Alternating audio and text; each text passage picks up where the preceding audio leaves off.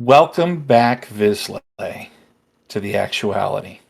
It's good to be back. It's been a long time, and we're really, really happy to be here.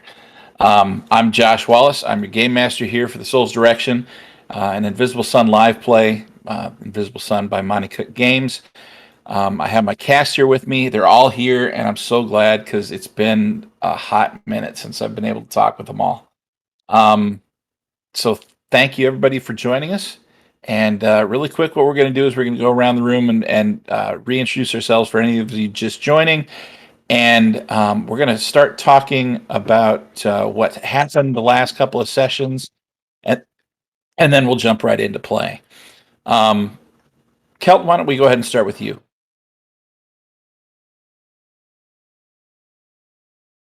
As long as I can manage to unmute myself, that's fine. Um, yeah, so I'm Kelton. I play Billy. He's a weaver who plumbs the deeps of sleep, and he recently had a whole bathtub full of massive revelations thrown in his face. He's been trying to figure out why he doesn't remember the war or anything before the war or anything at all, and it's because he wasn't here. He was legitimately born in the gray and shadow, and Dream improvised his way to Saturnine because he found it in a dream. So that is just legitimately his origin story, which is not what he expected. And he also found a little crystal leaf that is 1/8 of his actual soul, so that's weird. And now he's going to have to go sun hopping and figure out the rest of that because he's pretty invested in this mystery at this point.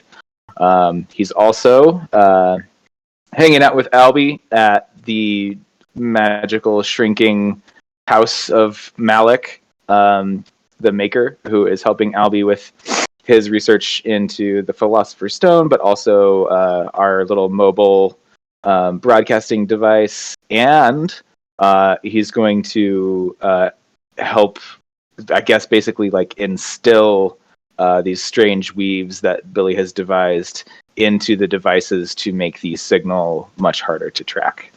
So, yeah, there's a hell of a lot going on after last episode. All right, Sterling, Chris. I'm Chris. I'm playing Sterling Price, a Vance who splinters into fragments whenever he gets stressed out.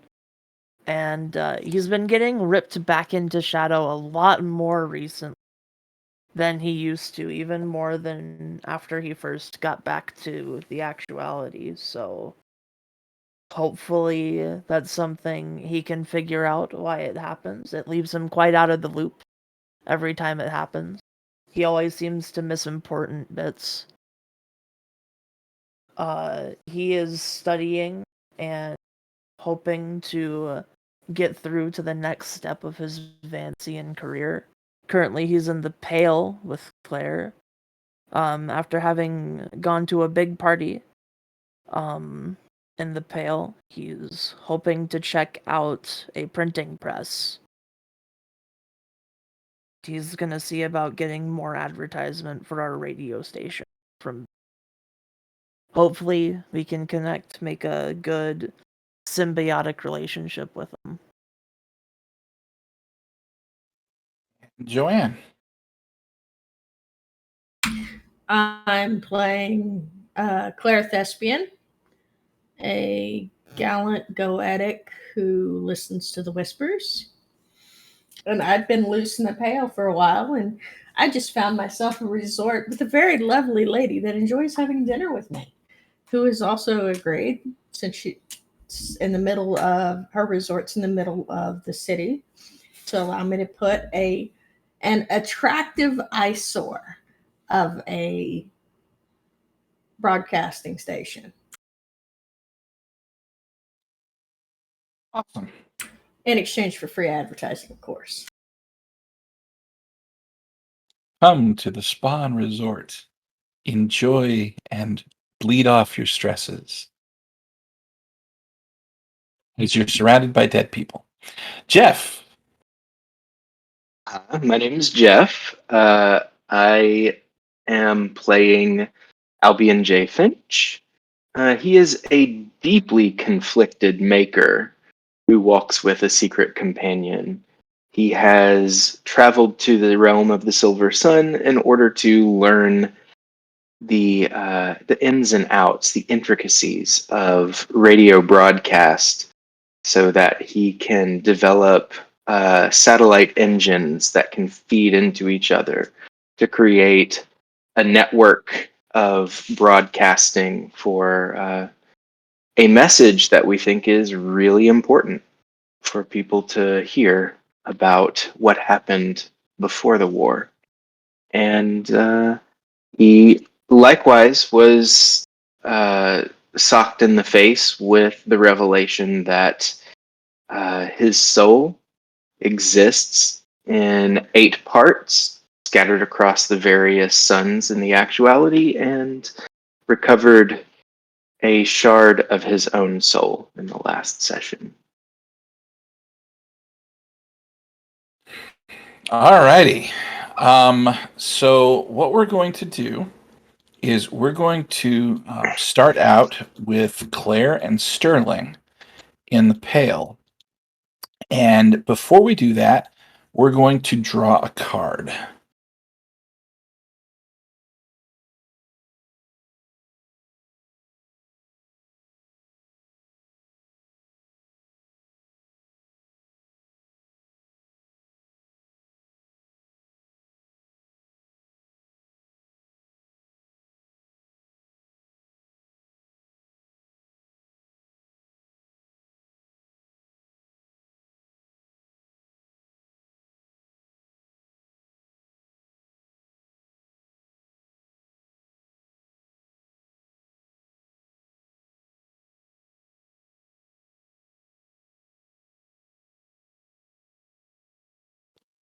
Oh, this is appropriate.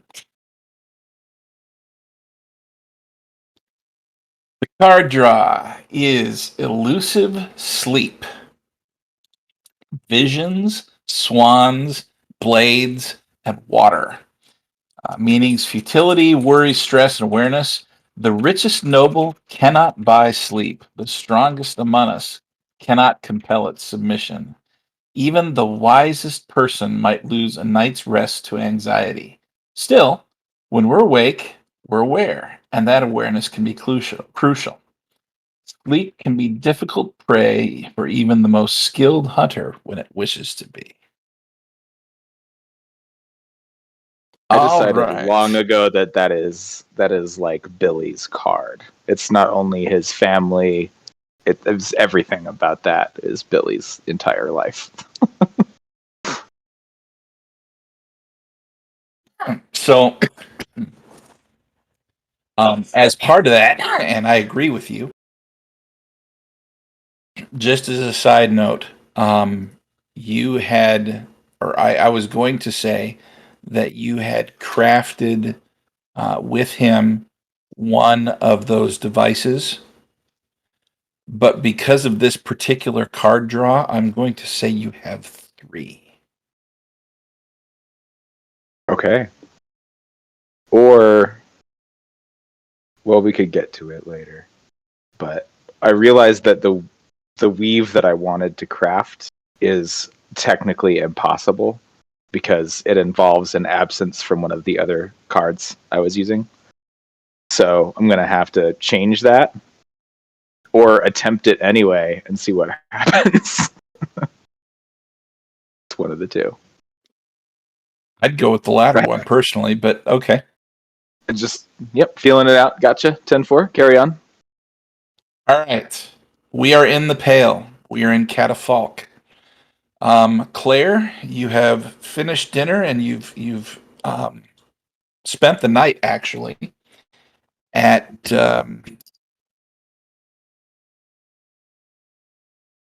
the Somandric Spa and Resort, courtesy of Mukahi Goder, and with her compliments. And it's a very, very opulent room, very comfortable bed. The lighting is not harsh or anything like that. This entire resort is very, very much catered to relaxation, not just in the sense that it's a spa for relaxation, but you get the sense that with the transition from life to death being or having the potential to be jarring, that she has perfected the art of easing that transition with massages and good eating and meditative walks and things like that. Everything around here just screams calm, peace. Yes, it screams it. And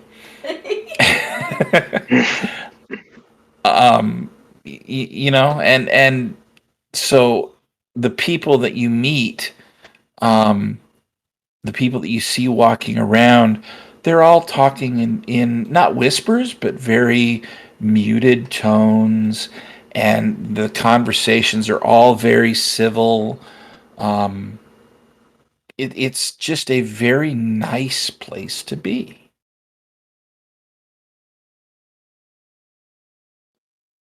About mid-morning,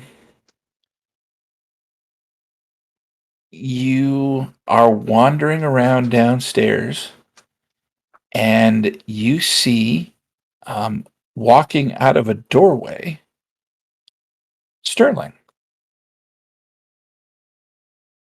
Not like an open doorway, right? It's kind of like an archway, but he just sort of appears in the archway mid step. Like he was walking down a hall, but you couldn't see him in the room beyond. You could see the room beyond. There's people in it, but it's like the hallway or the room or wherever that he was walking stopped at that door, and he just sort of continued through, and there he is. When you see Sterling, his head is like in his hands, and he's just like shaking his head no. I imagine he operates by like accretion of fragments too, because he's Sterling. I could get behind that. That's a great description, I think. Yeah, I splinter into existence. Mm-hmm. I'm getting Couldn't very help it. Stargate SG-1 vibes right now. There you go. But I'm just shaking my head no, and I'm walking through this lobby. I'm gonna step up beside Sterling and link my arms in his. I missed you. Claire, I missed you too. I don't know what happened. Oh, it keeps happening. I'm sorry to hear that. I do have good news though. We do have our first advertisements, and this resort, the owner of it, is more than willing to let us set up our broadcasting station on the roof. That's wonderful news. That is wonderful news. Has any progress? How long have I been gone? A couple of days, I think. Okay. Yeah, for her, you were gone 2 days. For you, you were gone 3.5 weeks. Okay. I'm just getting so tired of those children. Jesus. Oh, I've always found trank guns to be delightfully useful against children. that doesn't sound legal. Potato, potato.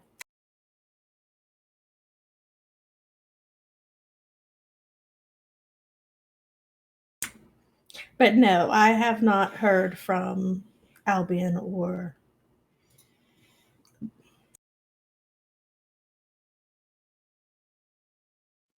my brain farted. Billy. Billy. Yes, Albion or Billy. Yet I believe they're still playing in the Maker's Field. Okay. Albie and Billy. You see him pull out like a small book, and he just starts like rapidly flipping through it. Okay, yeah, Albion and Billy. Okay. Starting to remember Silver. I need to see Mrs. Silver. That's what we're here for. It's just every time I get so stressed, it's like I go back when I get stressed. I don't get it.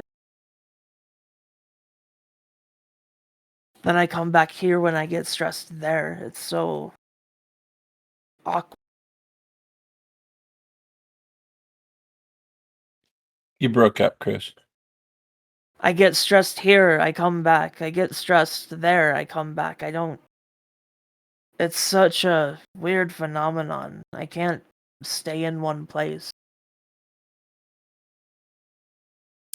Well, we are in this lovely resort. Perhaps we should take a walk through the gardens. They have some lovely meditation music. It's very calming. Sure, that sounds fantastic. Claire's going to lead her to the garden and walk along with her down the paths, by the waterfalls, the chimes, everything all calm and All right. dead people everywhere. All right. Sterling, I'm going to ask you a question here, and are you going to, as you're walking through this garden, you feel like something is trying to affect your mind? Are you going to allow it to, or are you going to try and resist it? I've been told it's a spa and resort. I'll let it and see what happens. Okay. So you and Claire spend how long in this garden? Probably about 15-20 minutes because you described it as a fairly big garden, so I figured we'd meander all over the paths. It is. Okay. In the 15 and 20 minutes that you spend in that garden, you, for the first time in a long time that you can remember, Sterling, while you're in the actuality, you actually do not have any portion of your body that's splintered. It is 100% whole.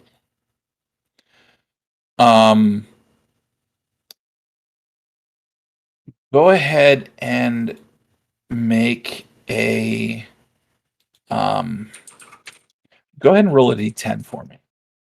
Okay. 8. Okay.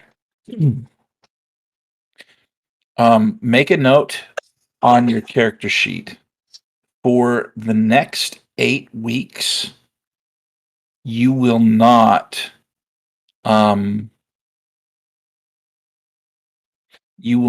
be affected by stress or by like anxiety inducing effects or anything like that, either magical or natural. Okay.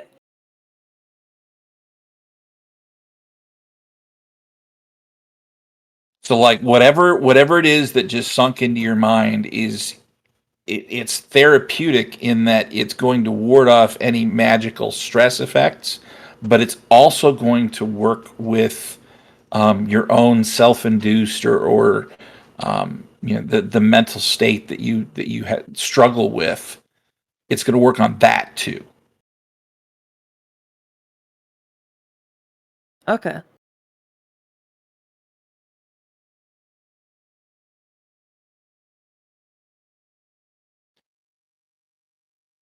Noted. What do you guys choose to do now? Where do you want to go? Well, Claire still needs to find the radio maker dude. Okay. Um, if I had to guess, I would say that your new proprietor would know where he is. All right, I'm going to ask her if she could tell me where I could find Finnerty. See, I have notes. Short notes, but still notes. So she directs you to a. Are you going to go there, or are you just going to get directions? Yeah, I'm gonna get directions, and with Sterling, we're gonna go there. Okay. You end up with her directions at what looks to be a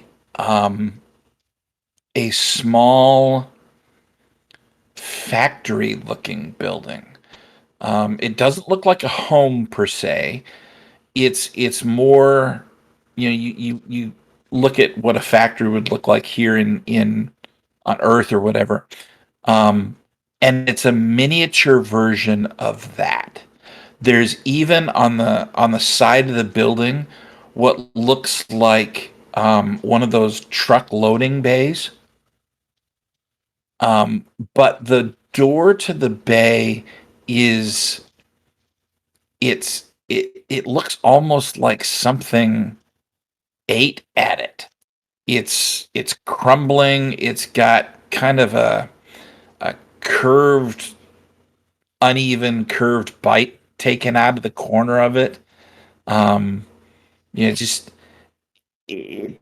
like it's deteriorating on its own. The walls itself appear sturdy, but if you look close, you see dirt and grime and almost a grease of some sort that permeates the material. And what was once smooth looks like it's been almost etched away like acid would, like acid does on metal and things like that, right? It pits it. It looks like the stone or whatever has been pitted by this stuff. The front door seems to be still intact, but the area around this thing is kind of abandoned. I mean, you don't see people around it, Okay. dead or alive. I don't see dead people, but I'm in the pale. Where are my dead people at? You Claire's passed gonna about walk up. 1,000 of them on the way. Claire's gonna walk up and knock on the door. Doot doot doot doot doot doot. Very faintly from inside, you hear a voice. Hello? Finnerty, it's Claire. Claire? Claire. Radio. I told you I'd come for you. I invented the radio. Yes, dear, you did. And I've come for you, as I promised. Claire. The voice gets louder as it gets closer, and when the door opens, you see Finnerty, but he looks older than he did. He looks almost like he's aged 10 or 15 years in the time from when you summoned him last to now. His hands kind of on his head, and he's massaging his temple like he's trying to remember, but he's struggling. He can't quite get there.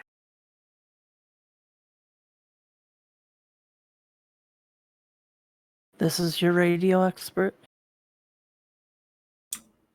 He was younger then. Remember. Remember who you were. Claire's going to reach out and just kind of poke him on the forehead.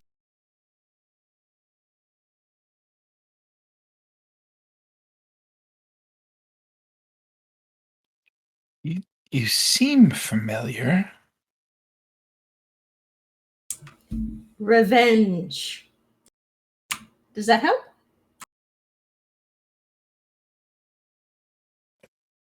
Go ahead and make a roll to persuade. I have something that might help if this doesn't work out.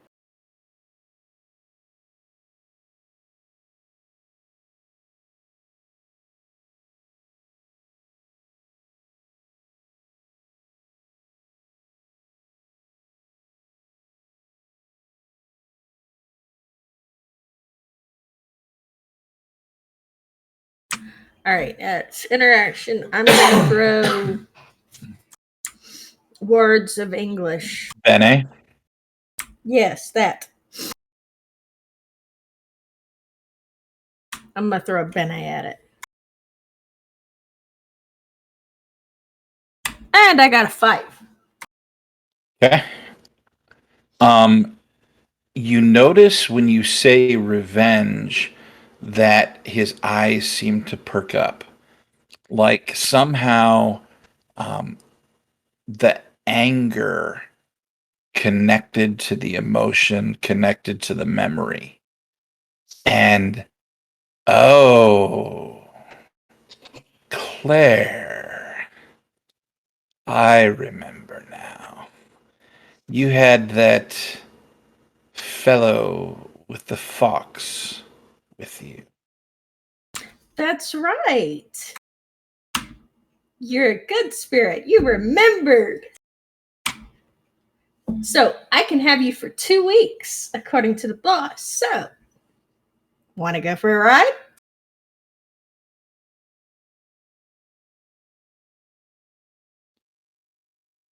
Yes, I believe I do.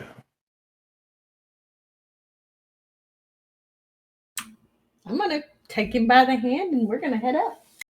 And you see him kind of stretch and creak and crack, and he stands up a little straighter, and he goes to walk out the door and runs smack first into some sort of wall or something. There's nothing there, but he can't come through the door. Can you go out a window? Well, I don't believe I've ever tried.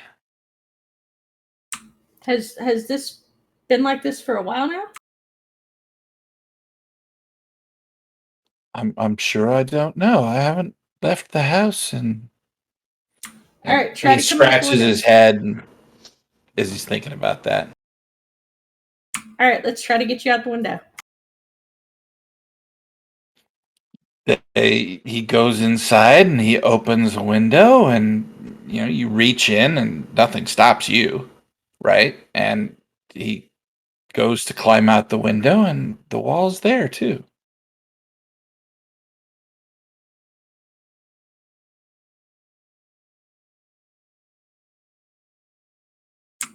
Claire is contemplating. Claire steps into the house and embraces him and says, "Climb into my body and I'll give you a ride out." Because Claire is goetic and can do that. Okay. So before that happens, we're going to talk just a little about this. Sterling, you're with her. Do you go into the house too? Yeah, I think I was in there and talking. Yeah, so. Oh, okay. Both of you make perception checks.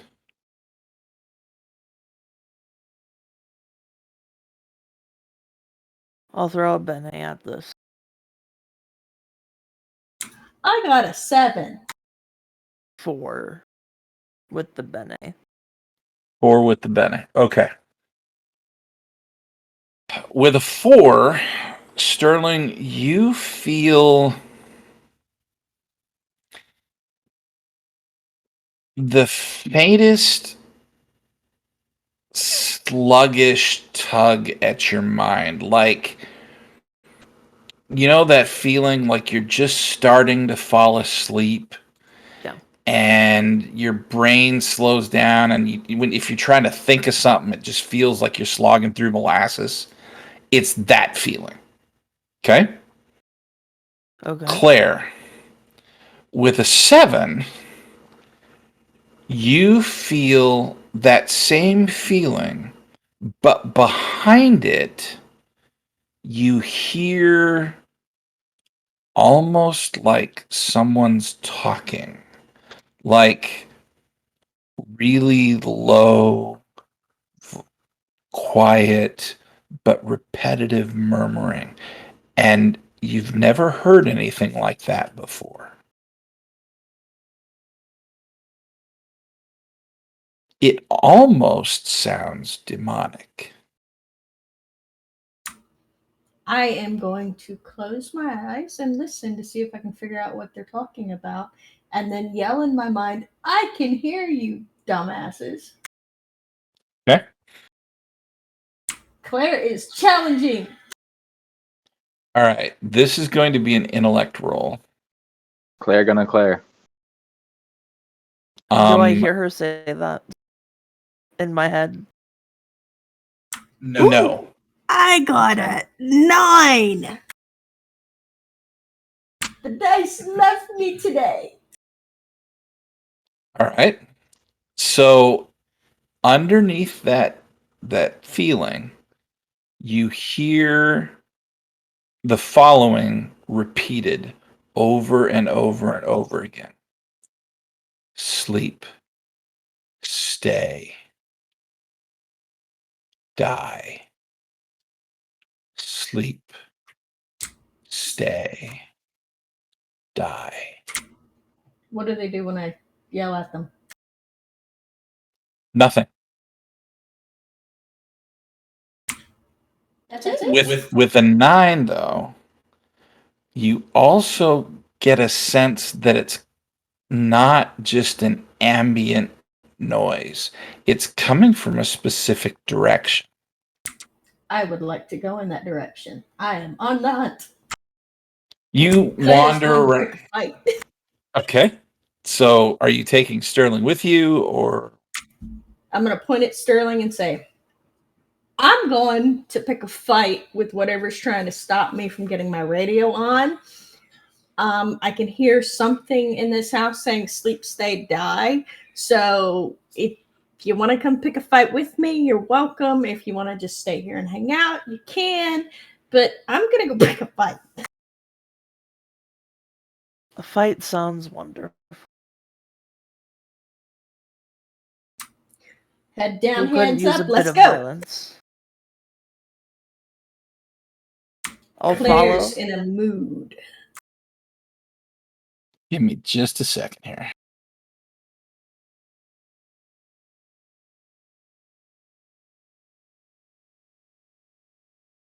In my head, I'm just thinking, man, Goetics really do just love fighting, don't they? Any demon, just fight it, possess it, whatever. If I can't summon it and keep it for a pet. No. Goetics are very much the humans of the Vancian, the Vizsla. We only care about the 3 Fs.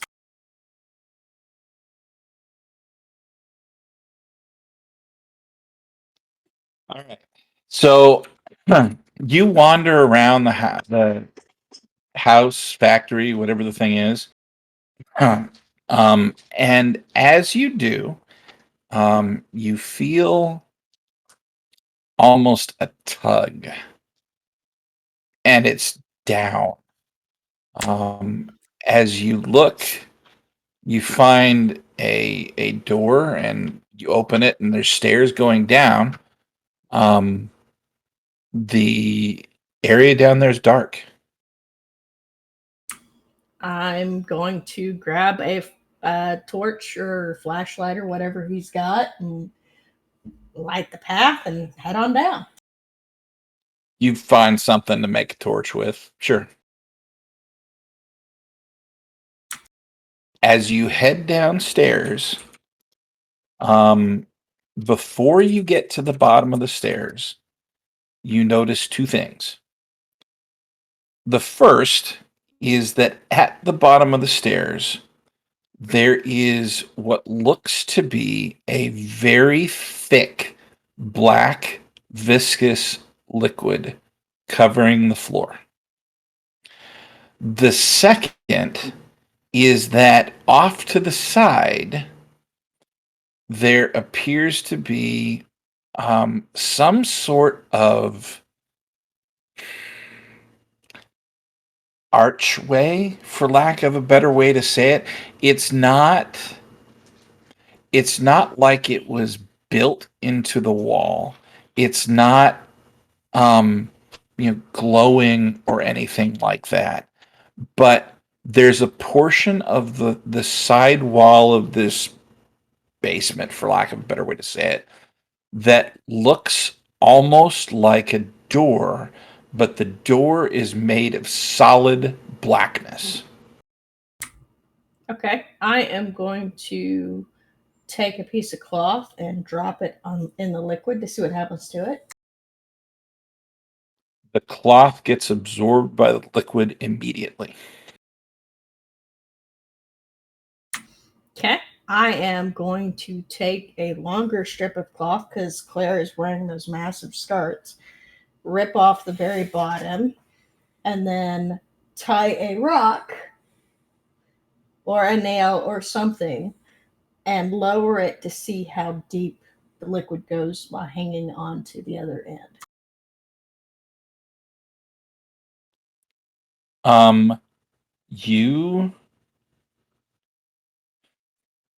You let down the rock, and it gets absorbed, and the cloth gets absorbed, and the cloth gets absorbed, and the cloth gets absorbed, and your hand's getting closer and closer to that black stuff. Claire is wearing gloves. Just so we're clear. She's going to touch the black stuff with gloves. And then lift her hand up. Okay. Go ahead and make a dodge roll.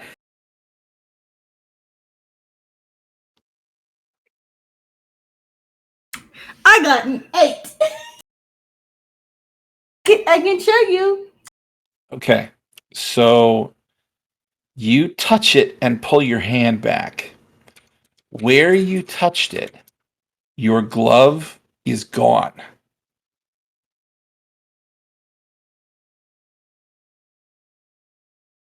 It ate my glove. The entirety of the cloth that you used and the rock are gone. It ate my glove. It ate your glove.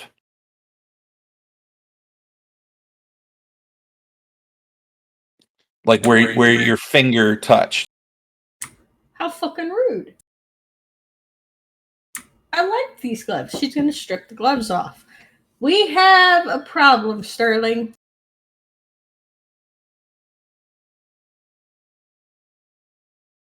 A problem. I'm going to show her the glove. Or show him the glove. This, I'm gonna whatever it try to is, reach out ate my to your glove. hand. It ate your glove. I'm gonna like reach out like I'm gonna touch your hand. And I just want to see if it feels like the glove is still there or if it's your fingers. Oh no, the glove's gone. The glove is gone. Okay. It ate the glove. It ate the glove. And a piece of string and a rock and I wonder if I could set it on fire. take a swing. I kind of step back.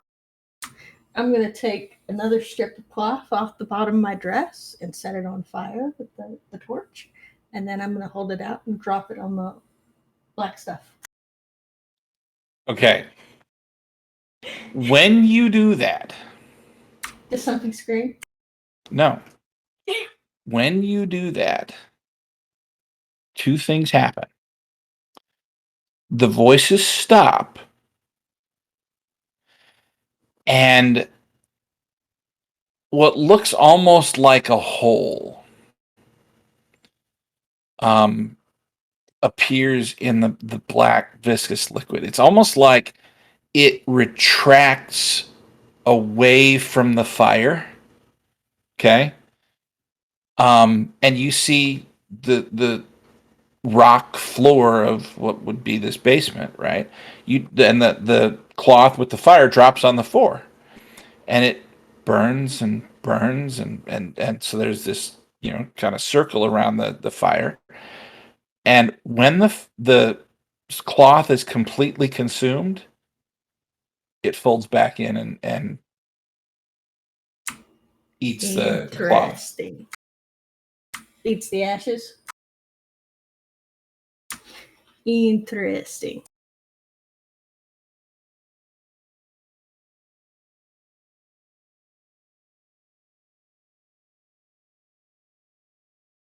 Is there a way I could try to like understand the properties of whatever this? It's almost Like if acting it's something. like it's alive. Yeah, I kind Tell of. me, I would say, tell me how you're going to try. I have no problem with you trying, but I'm trying to figure out how I would try. I just wanted to see if this is like a being or if it's something that someone's like put here, I guess. Like some type of trap. I'm good at understanding spells, so understanding that it's not a spell would at least narrow it down a little bit, I suppose. okay. Right. As advanced, you're like good at understanding codified, documented magical effects or something like that, right? So if it's one Yeah, of just those, like what is and isn't a spell is pretty much what I'm going for. Okay. Is that an automatic thing, or do you have to roll for that? I imagine I'd have to roll for it. Awesome. Roll it. Let's roll it. I got a 1. And that skill makes it a 2, so not too good. Okay. Are you throwing Bene at that? That's going to be probably an intellect Bene. No. Okay. I would have decided before I rolled. But I got a 1. You do not. You're not sure whether it's a spell or not, but the reaction of it to the fire suggests intelligence, which suggests that it's probably not a spell. Okay. But from your just knowledge of spells and codified effects and things like that, you don't know, but you don't remember anything. Okay. How far is the archway from where I'm standing? 20 feet, maybe 25. It's kind of hard to judge the distance, actually. Okay. I'm looking up. Do I have beams? Is it smooth floor up above me? Is it cross beams like in a basement? This is not like any basement that you've ever seen. It's not like a home basement that's got cross beams and joists and things like that. It's a solid, smooth ceiling. This house, whatever this was, it was probably formed, not constructed, if that makes sense. That makes sense. Did my dude come down with us? Did Finnerty follow? Actually, Yes, but he's at the top of the stairs, and you see him crouched, and his hands are over his ears. All right, I'm gonna look up at him, and I'm gonna go back up the stairs to him, and I'm gonna get his attention and say, have you ever been down here?" No, hurts. "Okay, why don't you go sit in the kitchen and wait for me?" And he nods and kind of gets up and walks over towards where the kitchen is. Does he calm down the further he gets from the basement? Yes. Does he have candles in his kitchen? Like the little teacup candles? Sure. I'm going to go get a whole bunch of those, right? And I'm going to light them, and then I'm going to start tossing them into the blackness and try and see if I can start making a path towards the archway. Okay. You do that, and this thing separates to avoid the flame. Am I pissing it off? It is not. The voice is gone. Oh, when it devoured the ashes, the voice came back, but the voice is gone again. And you can create a sort of pathway. Okay, I'm going to take the top layer of my skirt and fold it up into a bag, and I'm going to fill it with stuff that's flammable. And then I'm going to go down and make a path to the archway, and then I'm going to take one of the pieces of whatever I found that's flammable and throw it in the archway. It vanishes. Okay. This archway. Okay, so I'll say this. It when you look through an archway in a dark room or something like that, there you get the sense that there's something on the other side of it, even when it's really, really dark, right?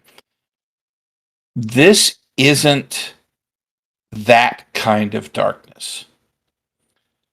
This archway, whatever it is, this doorway, is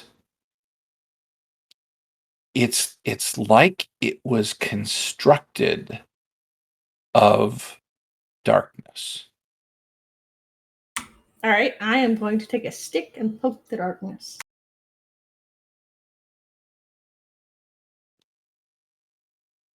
That's a I guess sentence. fireball.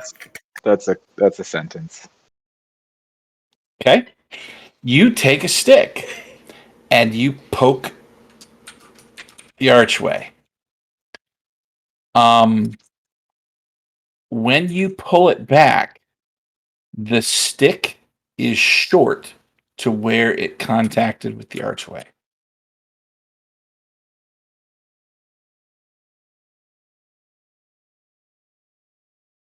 I'm going to light up something and throw it in the archway. It vanishes. I mean, it like if you're throwing something through a door, you can watch it go, right? The second this hits the archway, it's gone. I know. I'm going to look at Sterling. I don't think we want to go through this doorway. I'm going to make my way back to the stairs. No, we better not. Don't. Since I don't you're know. actually in the basement, Yes. make another perception check. Both of us or just her? Both of you. 8. Give me 7. that die.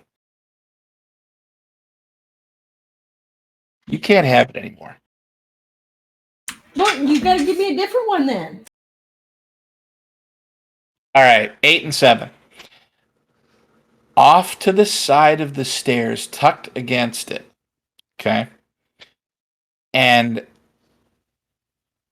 actually, now that you look at it, it's not in the pool of blackness.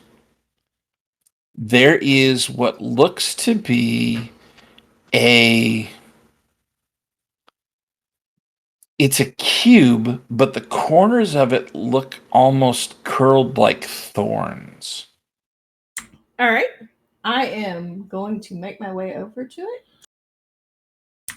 And I am going to use a portion of my skirt and pick it up.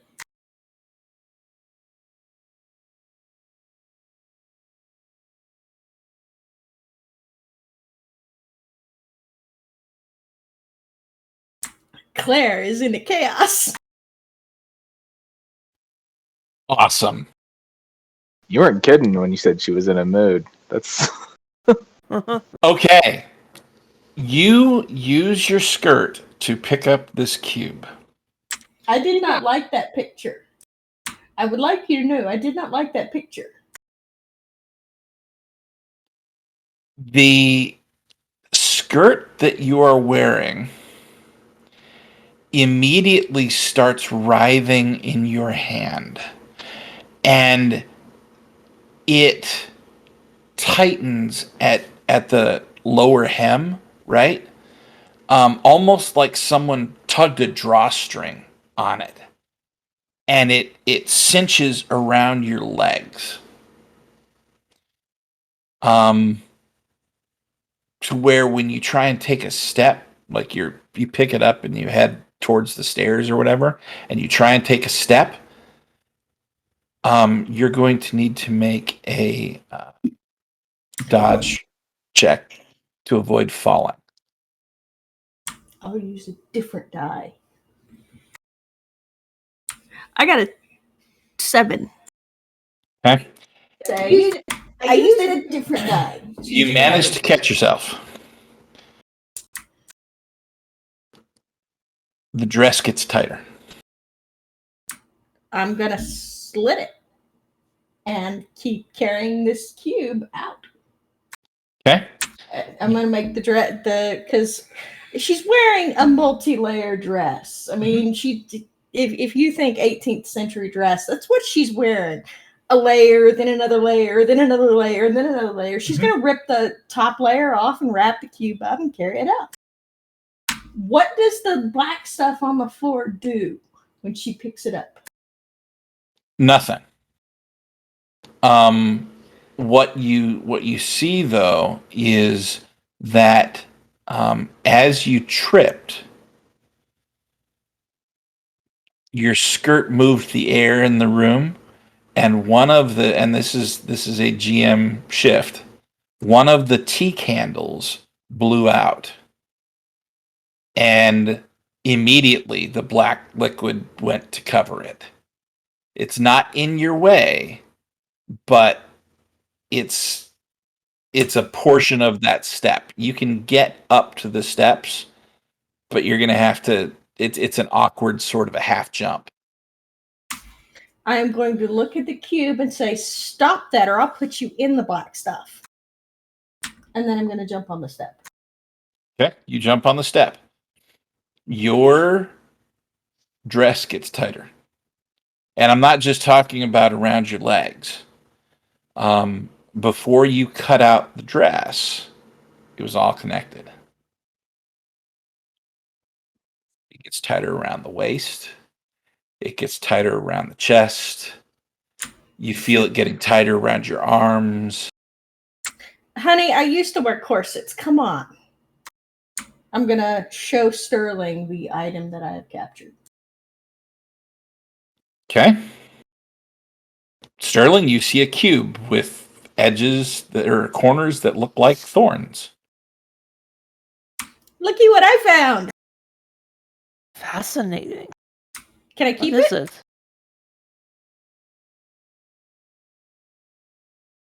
I'm sorry, what did you say, Sterling? What is it?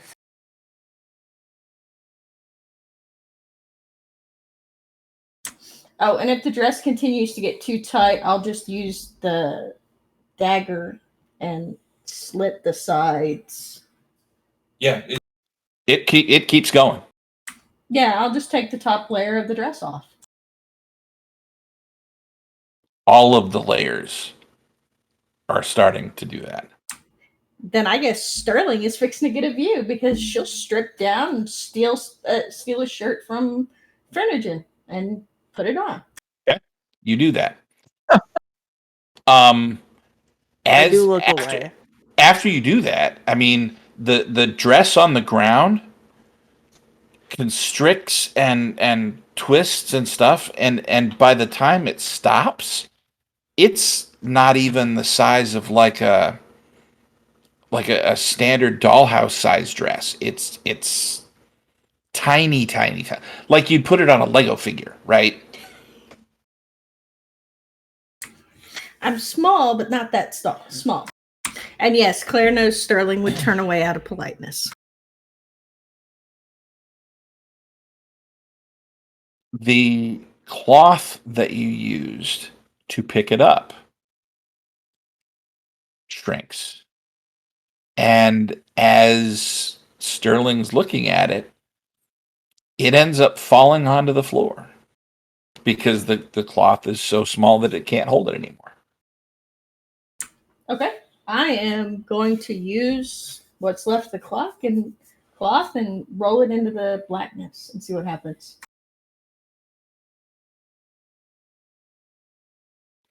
Okay. It the blackness separates just like it did for the flame and creates a little circle around the square or the cube. I'm going to keep investigating. Do I see any like symbols on it? Any marks? Any? That one you're gonna have to make a perception check for.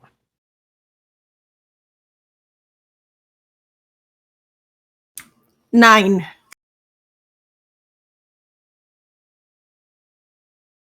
Jeez. All right. The cube has very minute etched writing on it.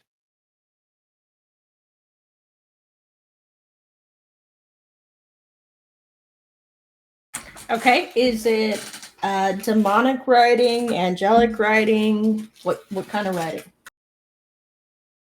And yes, my character would recognize it because she's a goetic. That's all she does all day long is read books. It is neither demonic nor angelic. However, it looks more like demonic than anything else. Okay.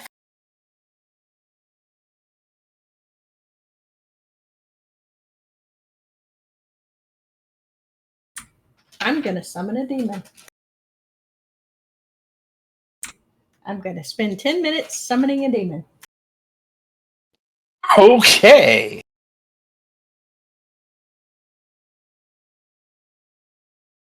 While the demon's getting summoned, I'd like to use up Eyes of the Overworld and just see if like the cube itself is hiding anything or if there's anything hiding in this.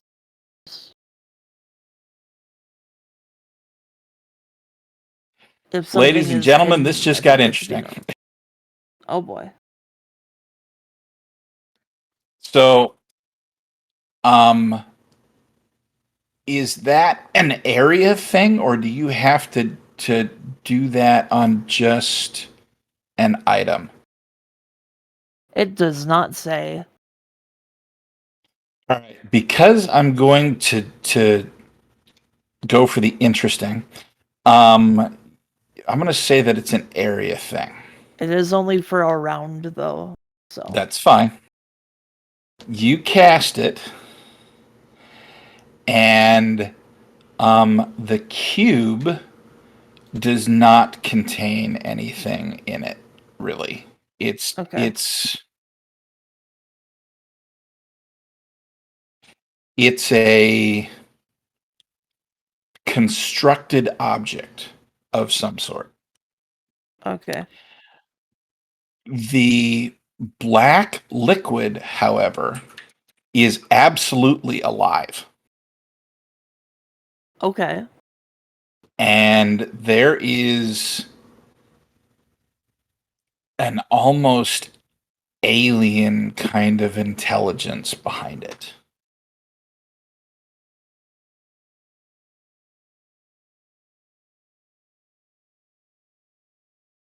All right.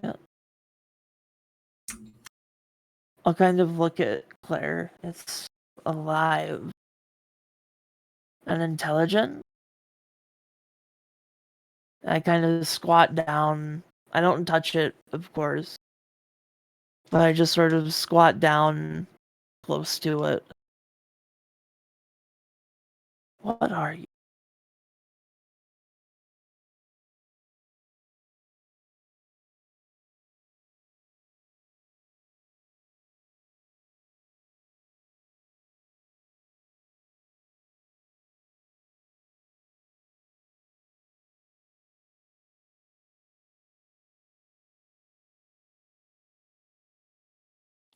All right. You summon yourself a demon. Tell me about this demon. He's little. He's not big, massive demon of demonness. He's more like a small imp because I'm a little goetic, so I get a little demon. Okay. How are you going to manage colloquy with him? I am going to offer him blood. How much blood?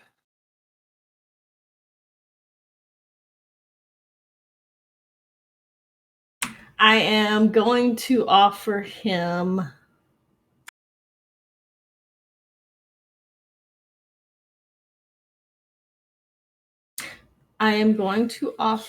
a small amount at the moment, and then taking him to a butcher's shop after, to where he can have his fill of blood at the butcher's shop.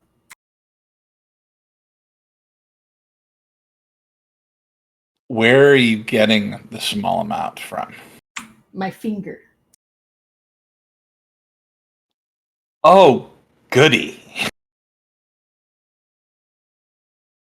Okay. He agrees. I'm gonna, poke my finger and give him some of my blood. And now you're mine.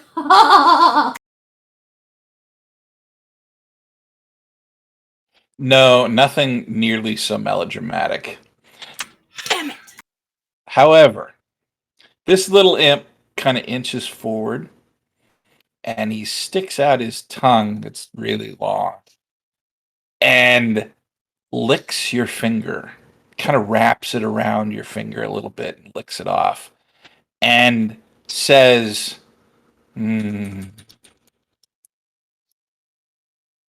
it will be nice to be able to find you again. Your blood tastes wonderful.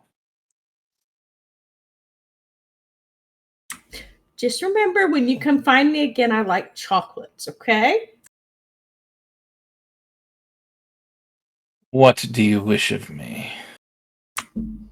She's going to point at the cube and say, I found that.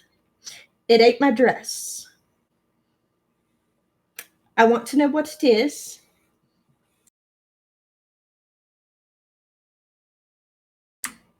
And where it goes, or what I can do with it. Why, that is an accursed cube. It belongs in the dark. Ironically, you happen to have a portal here in this house. Yeah, so I came here because I needed my radio man. And I can't get him out. Somebody kept saying, stay, sleep, die. But he's already dead. That would be the what? That would be the dark slime down there. Okay, how do I get rid of it? And why is there a portal that keeps me from getting him out? There's like a wall around this place. I don't like it. Well, I'm not certain, but I would presume that whatever it is came through that portal. Doesn't want undesirables closing it before they're finished anyway.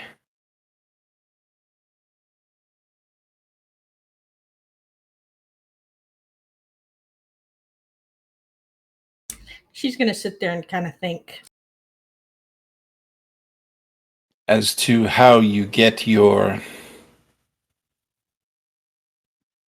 person out of here, I suppose I could assist you with that.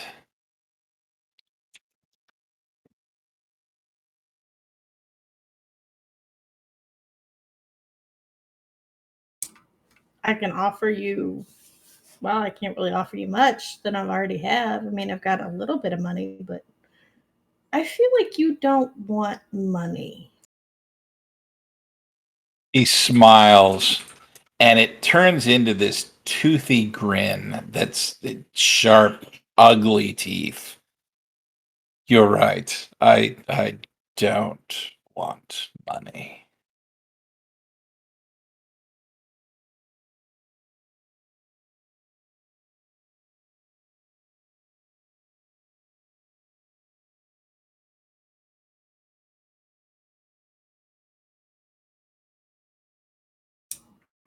How do let's take it from the top. How do I move the cursed cube because it ate my dress?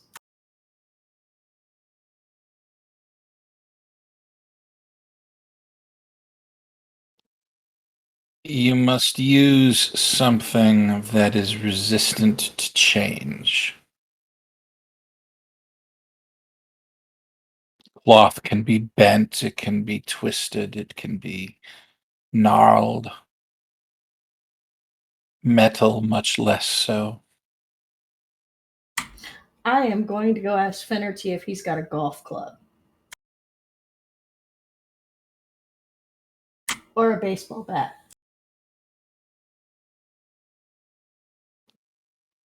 He has no idea what you're talking about. Okay, does he have a big stick of metal? That he does. All right, I'm going to find one that's probably about the right length and the shape to be a bat. And then I'm going to go down and for the ball and just hit the cube with the bat and knock it into the portal. Okay, make an attack roll.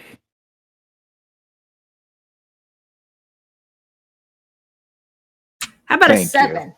Just thank you. That's just fine. Ka-thunk. You smack it and it goes flying into the portal and just vanishes. Home run. Boom, baby.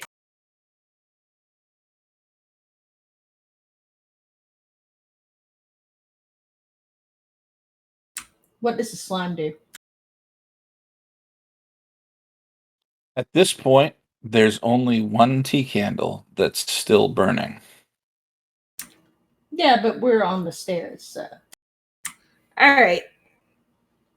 What do you want to help me get my friend out? Because the queen is going to hear about this building and she's not going to be happy. So I need my Finnerty because I got a radio to build. What do you want? And no, you don't get another taste. You've already gotten one. Yeah, that's all you get. Something personal. Something tied to you.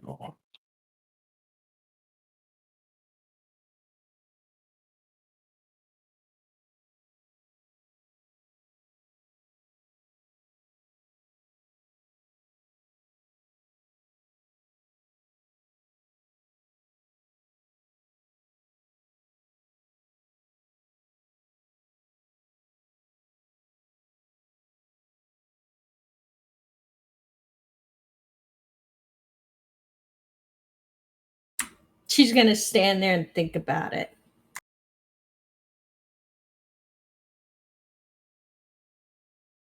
What's Sterling doing all this while all this is going on? I think I'd be studying the slime just like very intently and like writing down just observations of it. I can't. The I slime. probably, yeah. Yeah, the slime. The slime looks to be of the same stuff as what you saw in the archway in the door.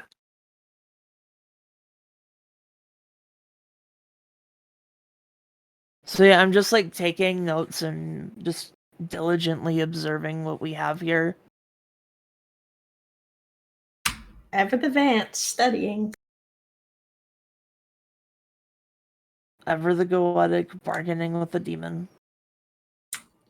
Yep. I love it. So, Yeah, so yeah, that Ever the I've got, like- Vance just hanging out while the Goetic's dress tries to strangle her to death. it's It's an what is this? experiment. This is so fascinating. It's so good. It's worth studying.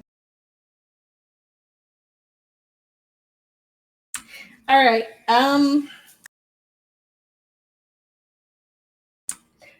Yeah, Claire is not sure what to give him.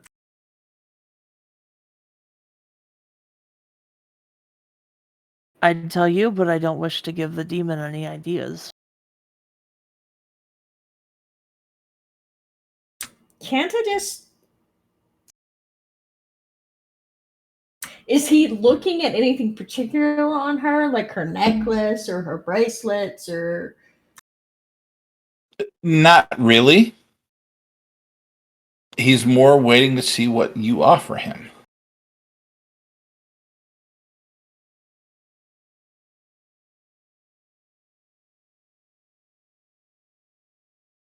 I have something I don't want anymore if he'll take payment from another person.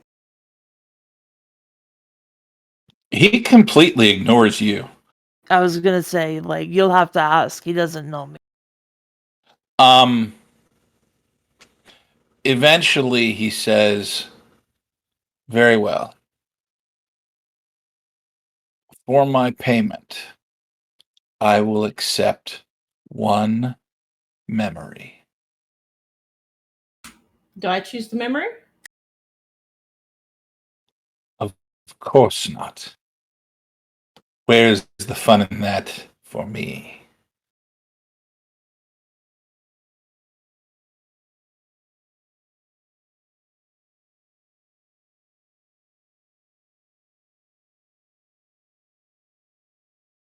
Yeah, no.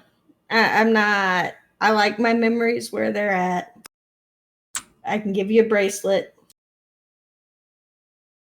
Yeah, I'll give you a bracelet. Because it's not like it. The task that I'm asking of you is not nearly as valuable as one of my memories. And if you don't like the deal, I'll just summon somebody else.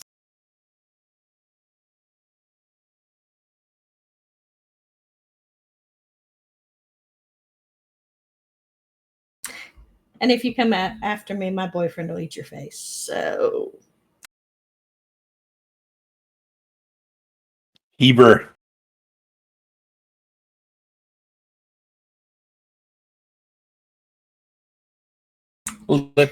Let me see this bracelet of yours. She's gonna lift up her arm and take off one of the many bracelets that she wears. It's beaded, and the beads are engraved with varying letters. They don't really mean anything, but it's pretty, and it is obviously of sentimental value to her when she holds it out to me. Okay, tell me about the sentimental value. Why is it valuable to her? It's one of the bracelets one of her ghost children made her from the opera house.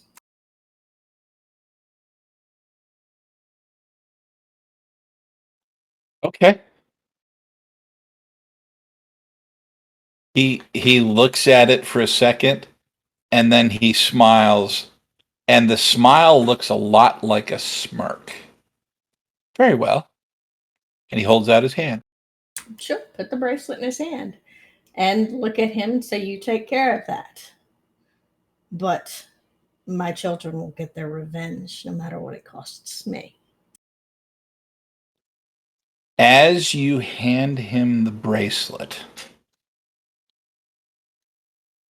you feel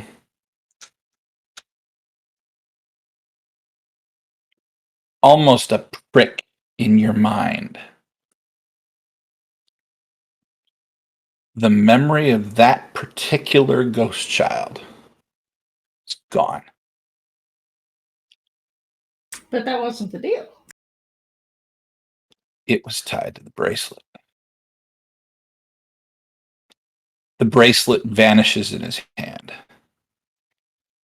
And he walks over to the front door, and you hear him speaking in the demonic tongue. Dark, dark words. The air in front of the front door starts to glow in a greenish purple sparking, almost a howling. Even you can kind of hear air crackling around it, and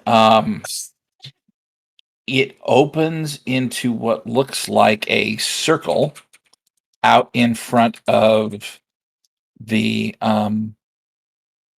the building. Steps to the side, he points at it. There is your path. Thank you. She's going to grab Finnerty and walk out the house with him. Come on, Sterling, let's go play. I will see you later. No, you won't. And he vanishes.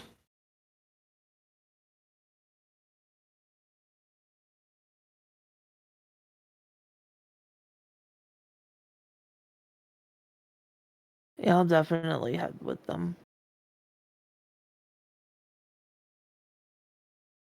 All right. What are you doing with your radio guy? Taking him with me. He's mine for 2 weeks. I'm gonna, as I leave, I'm gonna stop off and let the queen know about the black sludge in the house. Okay. Sterling had something that he was going to do while they were there too. Okay. Yeah, so I won't be heading back out of the Pale at the same time. We're splitting the party again. Well, she's not gonna head out she doesn't the 2-week timer doesn't start until she leaves the Pale with Finnerty. So she will hang out and wait with Sterling. Okay. Because we'll also need to get a hold she'll also need to get a hold of Billy and Kelton because Billy's supposed to make the radio, and yeah. Alrighty. So Sterling, you are looking for silver printing. Yes. Aurelia Silver.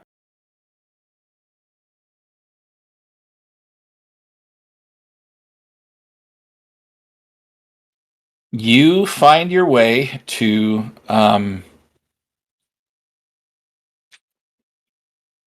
a print house that it looks to be almost like the building itself is the printing press.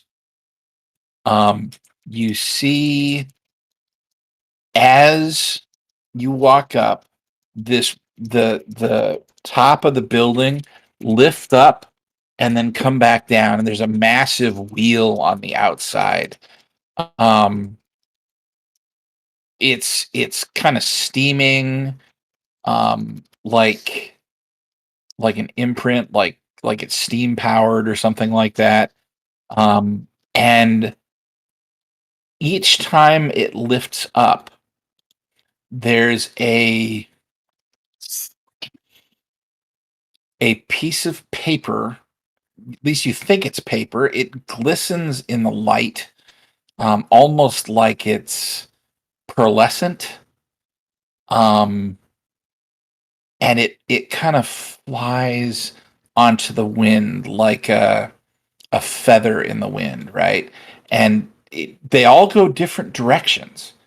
Some of them seem to be flying very far in the pale, and some of them, they start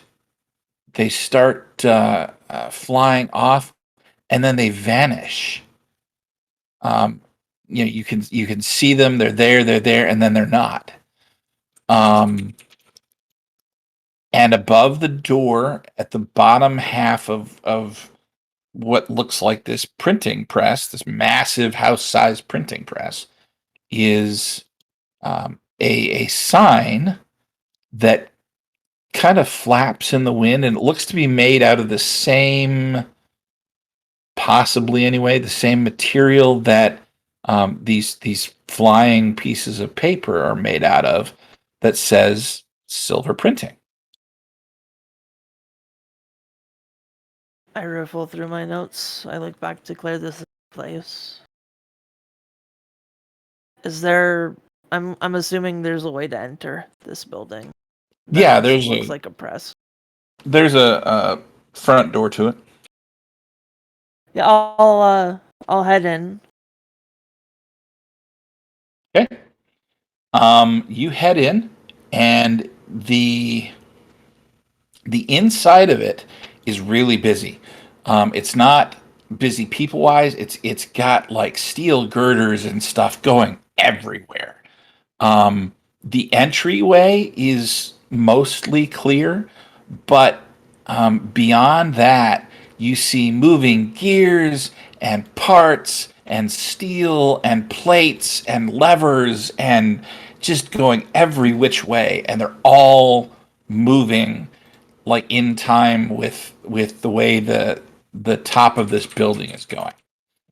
And Okay. then at the entryway, there's a small desk there, and behind the desk, you see a young woman. She looks to be about 25, and she looks like she's writing something on a piece of paper, and then she'll scribble some of it out, and then write some more off to the side, like she's trying to figure something out. Okay.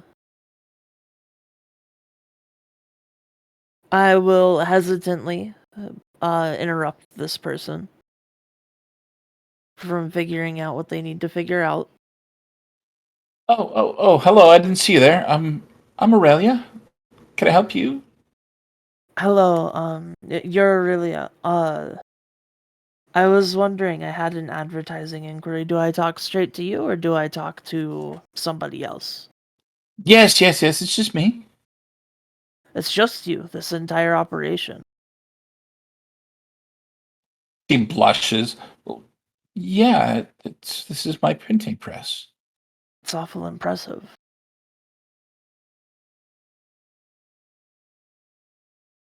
Thank you. Yes, me and my associate here. You came in with me, right, Claire? Did you come Yeah, in she with me? did. Okay. I kind of look back to her. Me and my associate, we're starting a radio channel. It's going to be broadcasted in the Indigo, and I believe in the Pale. We're going Oh to try wow, to get it out that's to wonderful. most sun. We're going to try to get it to most suns. I was wondering if you'd be willing to put some, advertising slots in there. We'd advertise your printing press in return, or payment, or whichever you need. Well, I suppose I could arrange for some advertising in lieu, or in repayment for uh, promotion of um, my own press, but it does cost some to run a printing press. Of Um, course, of course. what how much advertising are you looking to do, and how widely do you want it to circulate, and um, you know what is it that you're looking for?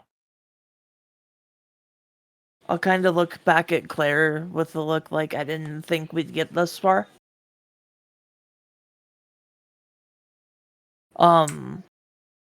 Yeah, just look back to her and I kind of like shrug, like I don't know how far we quite expect to get.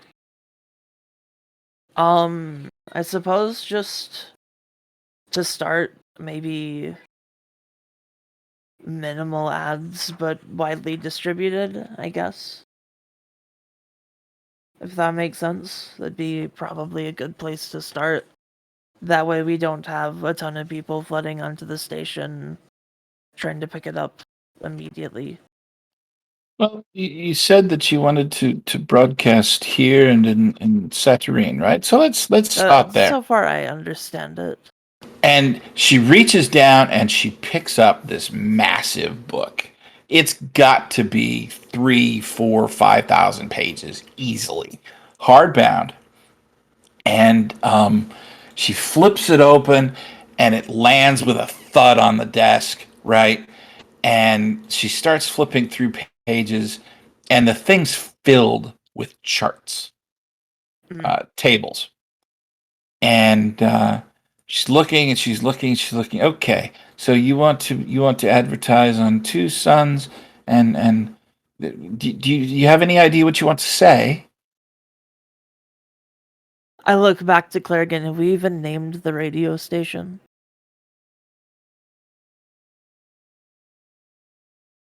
We came up with 3 names. It was originally Dubiously Legal Radio, and then I suggested my incredibly pretentious Dubious Palimpsest or Rhizomatic Palimpsest Radio, because I'm incredibly pretentious. But it is, with what Billy is trying to construct, layered upon layered upon layered upon layered upon layered, so that the thaw can't find it, hence palimpsest. And other than that, we got nothing.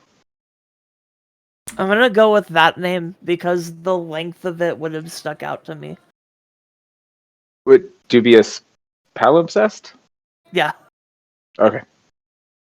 Well, It's there you go. it's called Dubious Palimpsest, ladies and gentlemen. Okay, so you go back and forth and you work out some kind of advertising tag that you want broadcast or whatever, and so she goes and looks up in her book, and okay, Two Sons, and that's 50 words and probably a picture, and finding the price. That will be one mage coin and 12 gem orbs. Yes, gem orbs. It's I'm sorry, it's been a while. See, mage coin and orb. I kind of like start digging through my pockets. Claire will put the money on the table.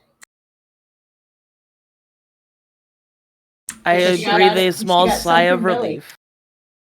Solid. She blinks and oh, well, it's so rare I end up with someone that can pay in advance. That's wonderful. That's why I like you.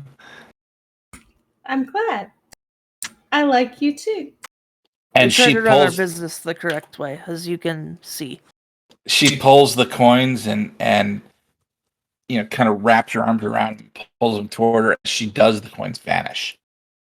I will get right on this. This should be going out within the next and she pulls out another book. It's this one's a lot smaller. It's not a book of tables, it's a calendar. And she goes through day by day looking for when she can start this. This will be about 8 weeks from now. That'll be fine. That sounds perfect. It gives us time to get everything ready. That gives us plenty of time to have everything set up on our end. Thank you. Oh, good. That's wonderful. Thank you.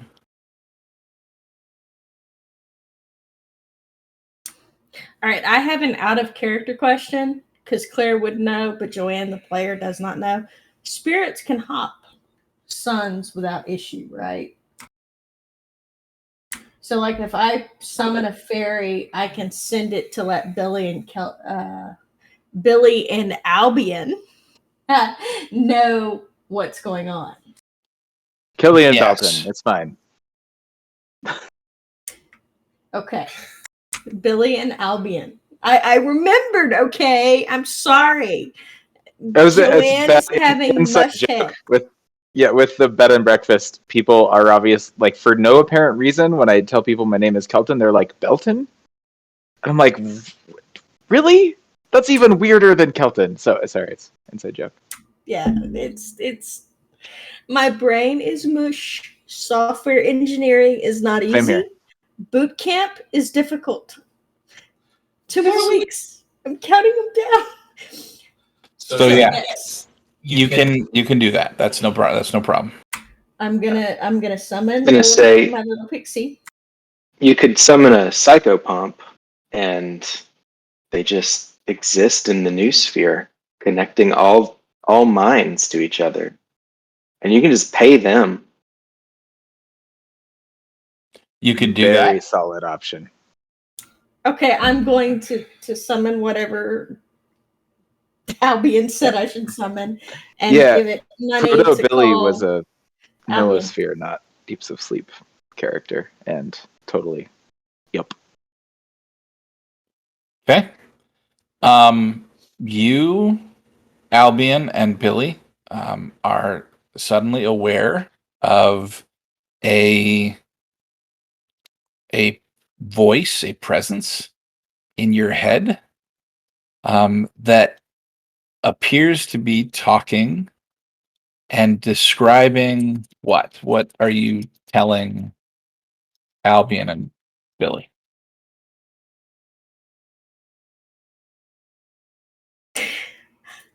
Claire is going to recap and let them know that we have 8 weeks to get this up and started, because we have advertising set up. I've got a location here on the Pale to set up the thing, and I have my radio man with me to help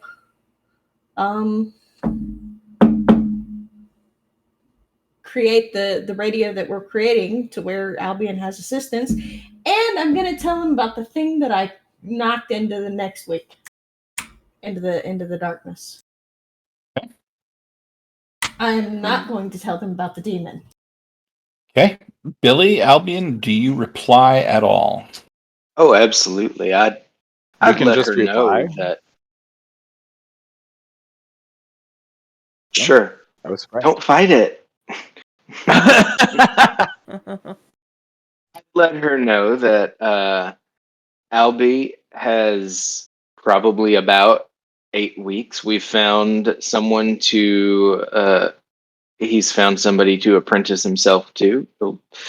It'll be several weeks before he has managed to finish construction on any of these devices, but 8 weeks seems like a good deadline, and we'll see what we've got by then.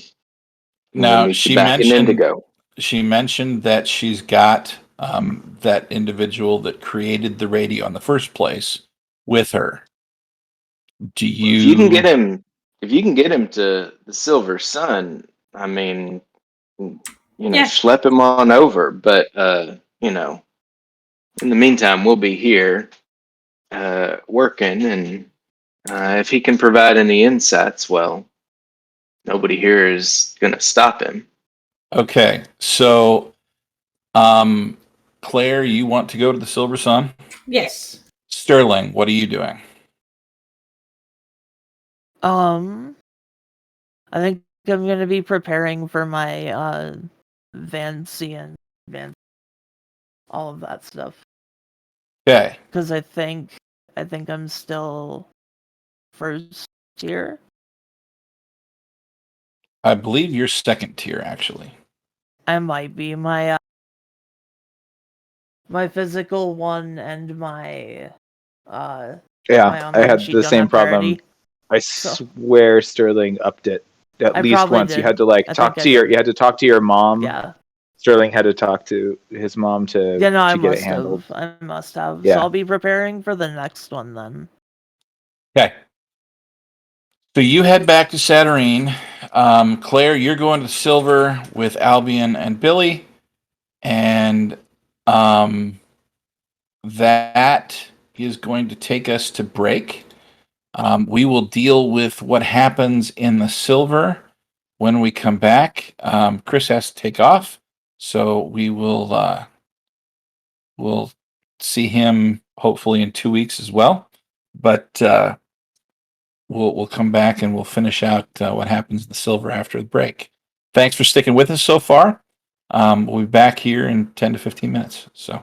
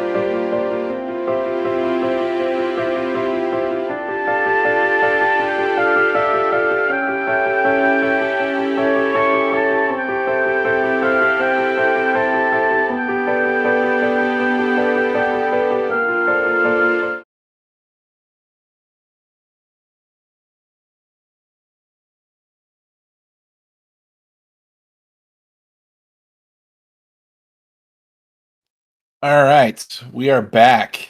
Thank you for hanging with us. So Sterling returned to Saturnine and immediately went to the Shadow because Shadow. And then Claire is going to hop a sunship to the Silver with Finnerty to After informing the queen about the portal. yes, after informing the Queen about the portal. I'm not going to role play that out. However, she is extremely irritated. Wasn't me. And without even finishing the conversation, you see her rise up off the throne and storm off. There's energy crackling around her hands as she does.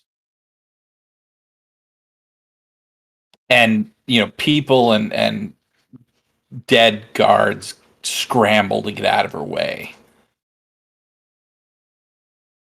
All right, I'm gonna hop the sun ship and get out of there before I get blamed for her issues.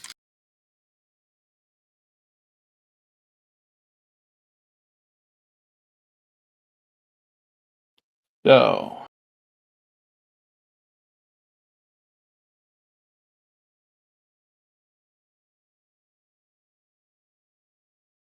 I was gonna say I'd try to pull off the same tricks and bring Claire directly to us, but I think I'm using all of my sorcery points based on what I'm about to try to do constantly, and B, I'm not sure I really understand what's going on. And we have like 8 weeks, so not doing nothing. So, the whole point of doing these devices is so that you're not using sorcery constantly. Mm-hmm. So, and just as a side note. Anyway, she hops a sunship and she heads to the Silver Sun. And you are let off, and there is similar to the Pale. There is a large glowing archway. And people wander into it. All right, I'm going to keep my hold on the Finnerty and go through the archway. You arrive in what looks like a vast, you would even say endless workshop. There are machines and crafting tables of every kind, different types of anvils and woodworking stations and leatherworking stations, glass blowing and necklace making and jewelry and just anything and everything that you can possibly imagine making. There's something here that you see that is a place where that could be done. Off in the distance, you see a man, at least you think he's a man, wandering between the stations. He stops at one, and he'll do a little bit of blown glass, and then he'll move on to another one, and he'll take something out of a forge fire and beat on it with a hammer a couple of times, and he'll stick it back in a forge fire. And then you see him at the next one. He'll be scraping leather that's stretching on a whatever they call those. I don't remember what they're called, but and he's moving every, I don't know, couple of minutes between different tables. Do I see Albion or Kelton You do not. or Billy? All right, I am. None of the three of them. Claire is going to wait until he comes close enough and says, "Hey, have you seen an Albion Finch? He would have given you a card."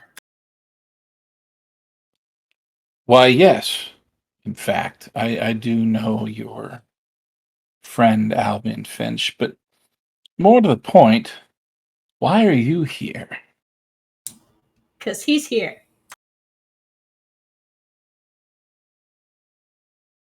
Explain.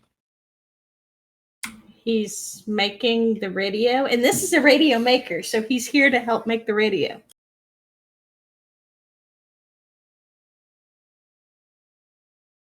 I see. And go ahead and make a perception check.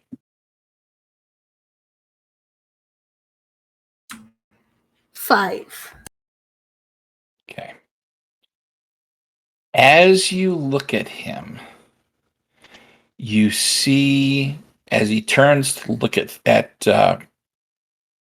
Finnerty, you see a brief flash of what looks like recognition in his eyes. And you wish to meet with your friend with the fox? Yes, with this guy who made a radio.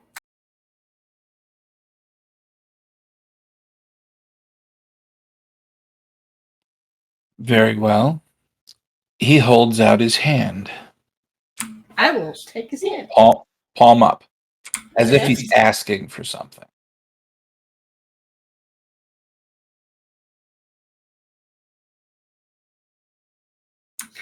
Claire will pull out a crystal orb and put it on his hand. The crystal orb appears in your hand.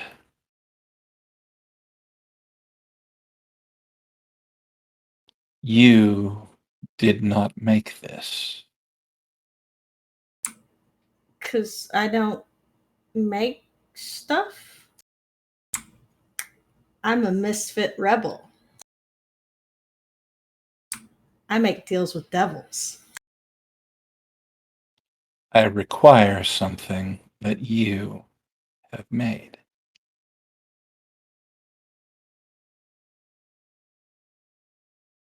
But I don't.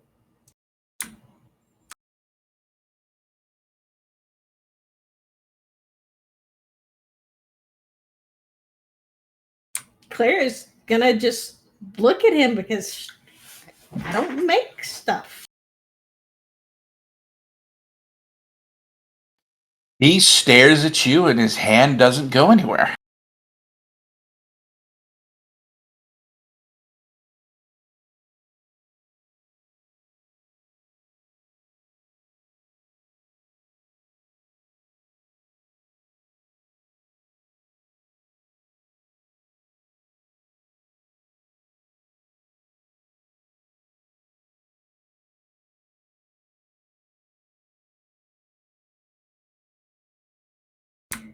She's gonna make a face and look very, very disgruntled. And then she's gonna reach into her purse and she's gonna pull out a small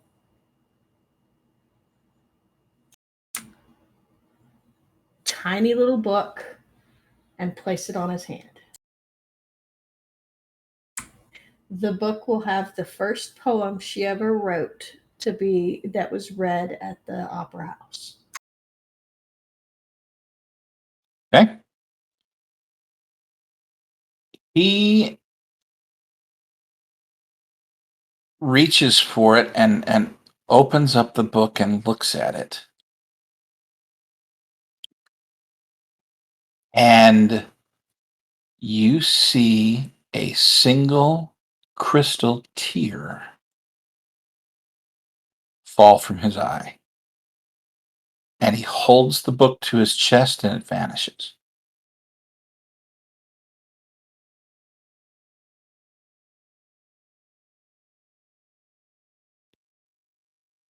Thank you. And the workshop is gone. he is gone, and you are on a part dirt, part stone road that looks like it's wandering up kind of a hillside, succession of hillsides. Off in the distance, you see a city that's set on one of these large hills, and it's walled, but it looks like it's glowing. It's daytime, and this city is just absolutely brilliant. All right. I am going to hold on to Finnerty and take off for the city. It takes you about a half day to get there. I will be looking for Albion the entire time. And when I get close to the city, if I have to summon a spirit to find him, I will do so. You have not found Albion. If you want to summon a spirit to find him, you can. All right, I'm going to summon my pixie friend because they're cute with the little gel pens. Okay. Offer them a gel pen because, gel pens. I need to find Albion. Can you go find him and then guide me to him? And then I'll hold up 3 gel pens. Her eyes get really, really wide. 3 of them? Well, I figure I'm asking you to do 2 tasks, so 1 per task and then a bonus one because you've been so helpful to me. She bites her lip and she looks up at you, and it's almost like she wants to hug you.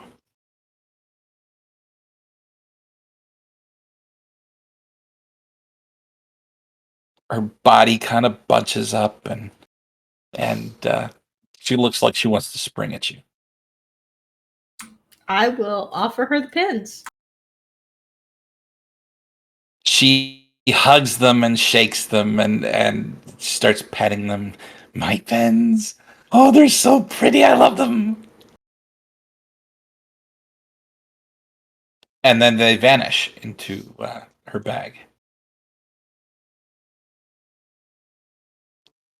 Oh, yeah. Albion, right? Albion. Okay. Pens. And she turns and looks around, and then she catches sight of a mountain off in the distance. And she kind of curls up like she's going to start sprinting. And then her legs start pumping like Wile E. Coyote when he runs off the cliff, right? And you hear this, and she's gone.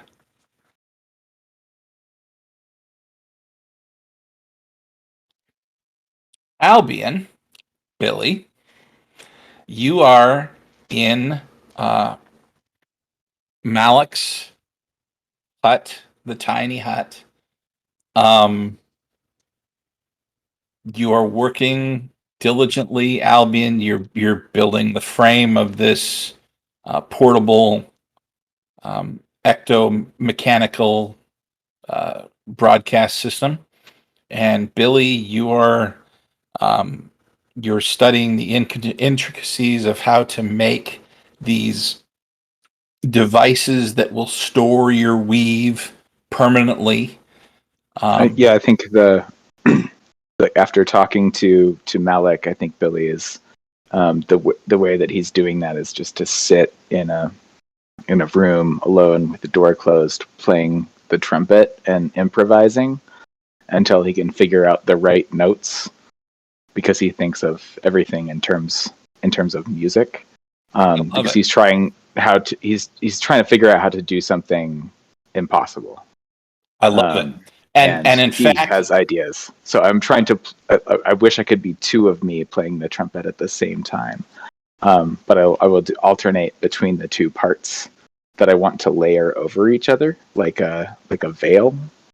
And that's what Billy's doing. So he's pretty distracted. what I will say, and I'm gonna make you make a perception check for this. Mhm. Go ahead and do a perception check.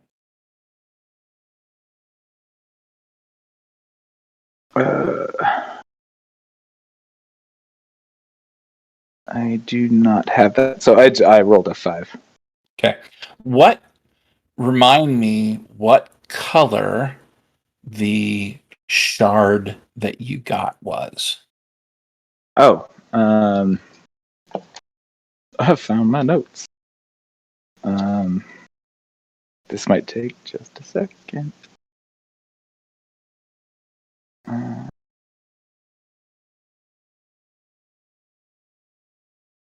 Oh, right there. I swear it was in here. No, I don't believe it is. I thought it was like a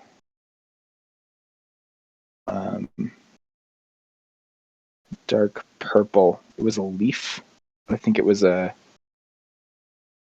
Can't remember if it was a purple or a red leaf. I think it was red. Now that you mention You it. know what? Yeah, I think you're right. Okay.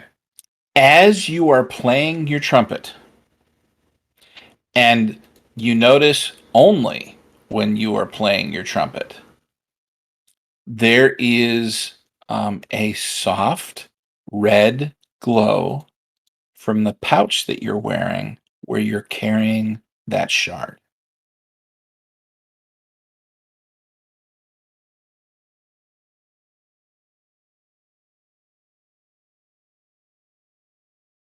So I'm going to lean into it hard, but with a specific angle, where I'm wondering if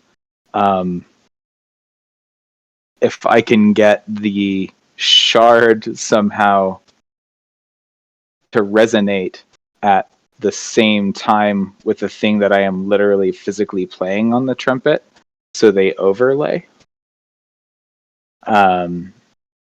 And yeah, that's what I'm trying to do.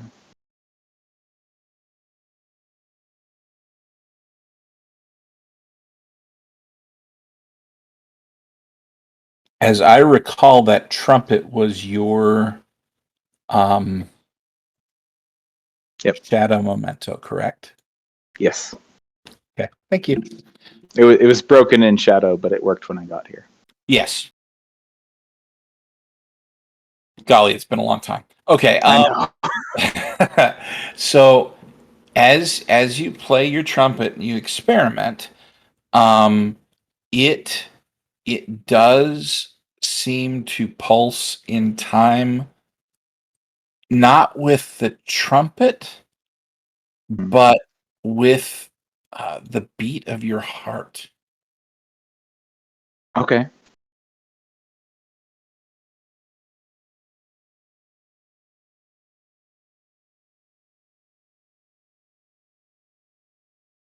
Interesting.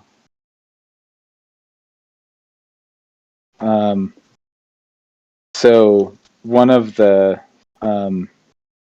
so there are two different weaves that Buildy is doing to build into this entire process.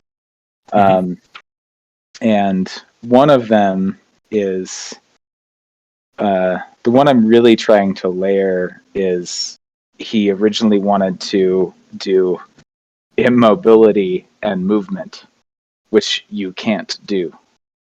Okay. But because there's an absence on the sheet on the card, he wants to experiment to see if that's possible if he uses this.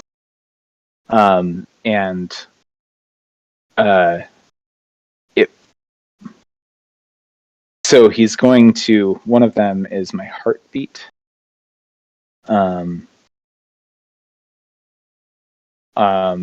That's me. So I'm going to see if I can weave immobility into me, as I often do, and mobility into that, even though I shouldn't be able to.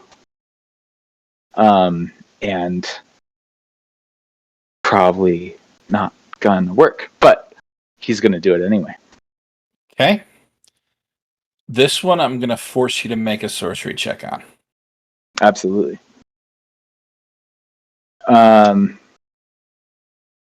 Shit, I've already been doing this for like weeks, so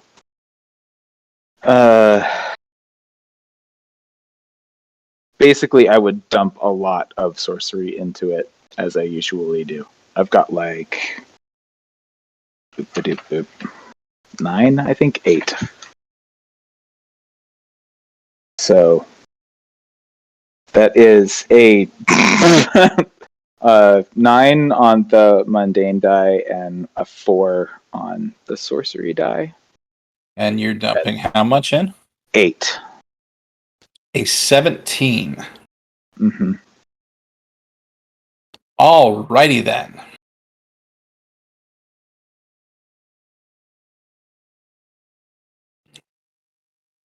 When you do that, this object that Malik has given you,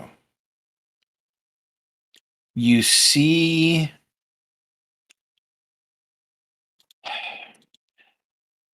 you can see the music from your trumpet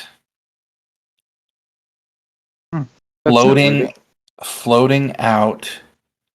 It's made of light, and it pulses in time with the stone and your heart, and it kind of weaves through the air almost like a snake until it hits this object, and then it wraps itself around it over and over in different directions and starts to constrict.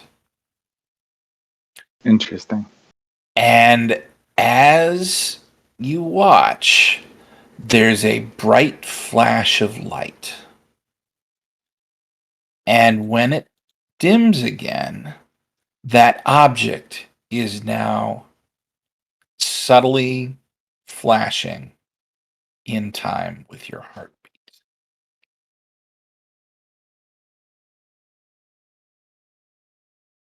That seems like a good sign, but I'm not really sure if I succeeded in, rather than weaving the two concepts together, or if I got one to overlay the other, like a thin veil or like an overhead projector, With or a a palimpsest.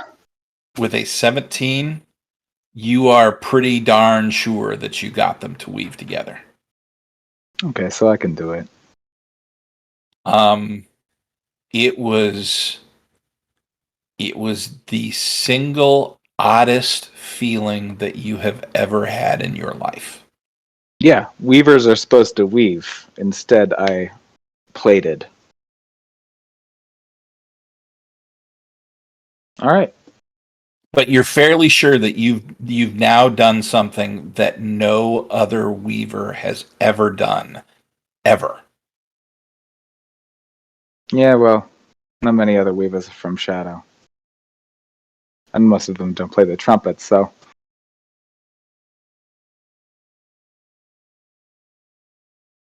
Albion, you're out in the main room, and you're he's working the forge, and you're working on creating this frame and laying the groundwork for the interior of it, and you hear a knock at the door.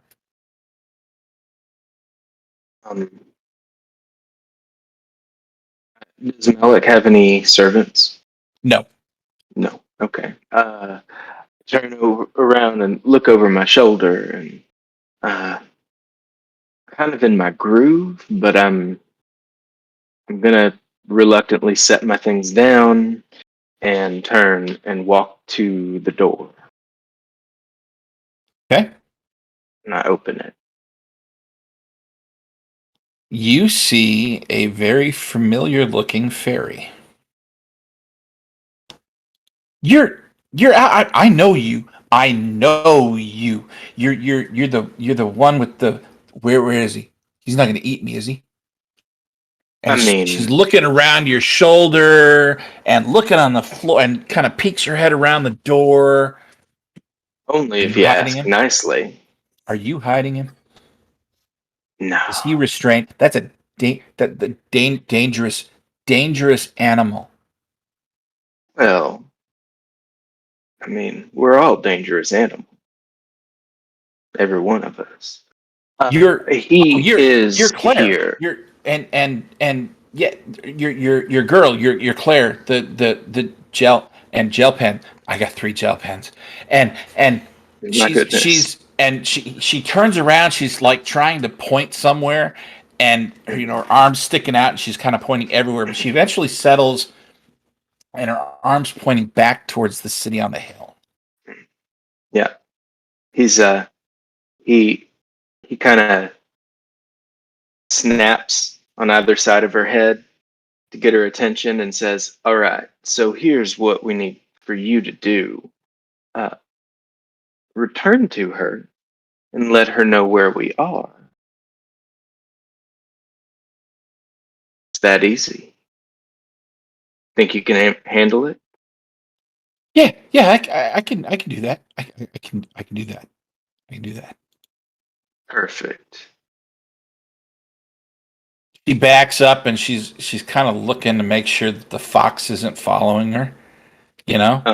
And Yeah, he leaps up onto my shoulder as she's leaving, and she just yelps like the biggest fox grin spreads across his his weirdly almost anthropomorphic face at the moment, and then I say, "Go on, get."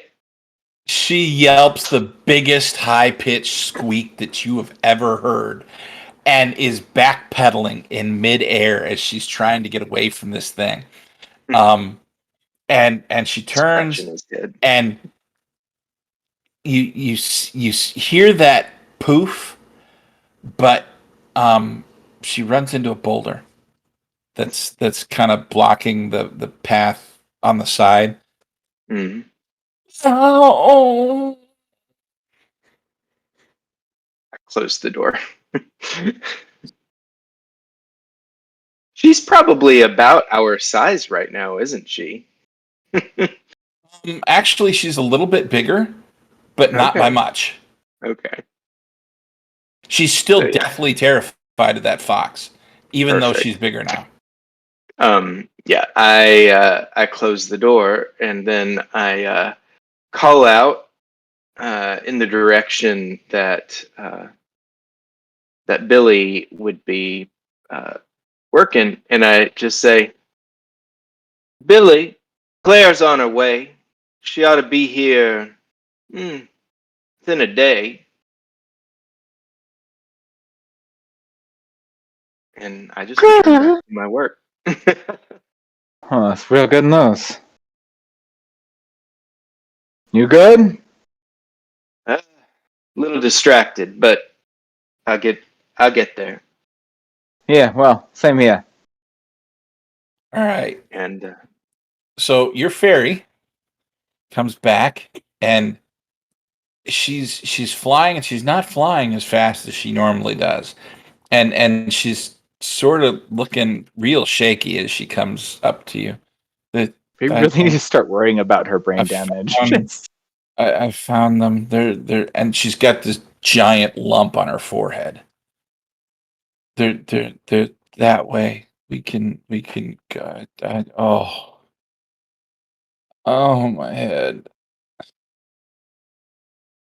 So they're not in the city, they're up at the mountain. Yes. Okay, I will follow the Tiny path. house. Fox. Teeth. I will follow the path that you left. Why don't you go rest? She sort of slowly fades away and leaves you there. You're just gonna follow the way she went. Yeah. Okay. I figure there'd be periodic spots where I see her having run into something. Sadly, you're not wrong. Um, you spend the better part of the next day climbing the hills and into the lower parts of the mountain.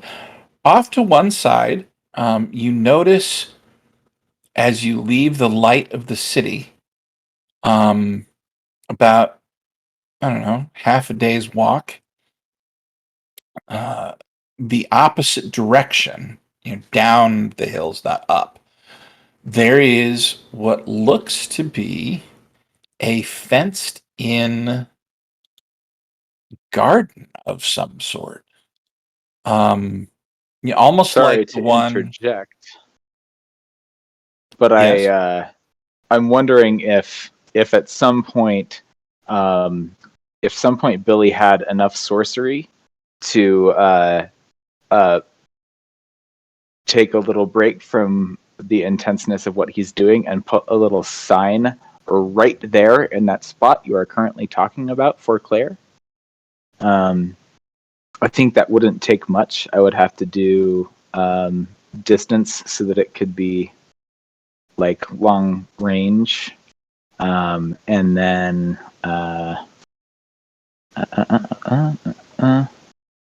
distance and probably dreams so that it's a daydream. If I can spare a little bit of sorcery to make a sign, a little sign that only Claire can see, do you think I can do Sure. that in between? Okay. Because I know I'm using a I'm lot. assuming every you're day. gonna take, a rest or whatever at some point Oh, and sure. refresh I a mean, it's pool. been And I'm 8 weeks, guessing you're and refreshing your sorcery pool. I can refresh a pool once per day for free.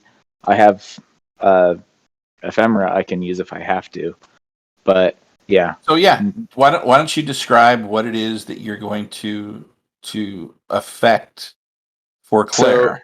it's going to be like a fairly weak weave, using distance to get it there, and then dreams to make it a daydream. So hopefully she's a little bit tired and she flickers in and out. So it will be a flickery in and out marquee, like on a pole, but like a marquee as if at a theater.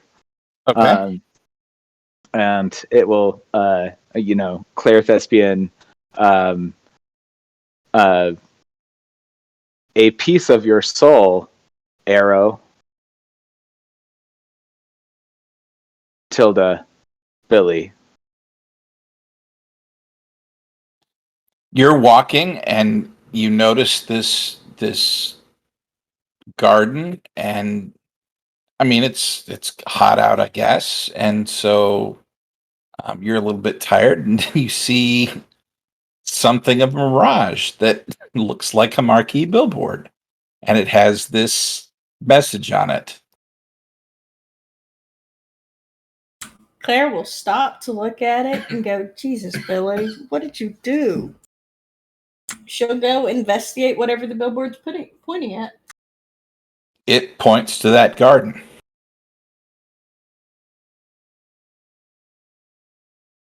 I'm going to look at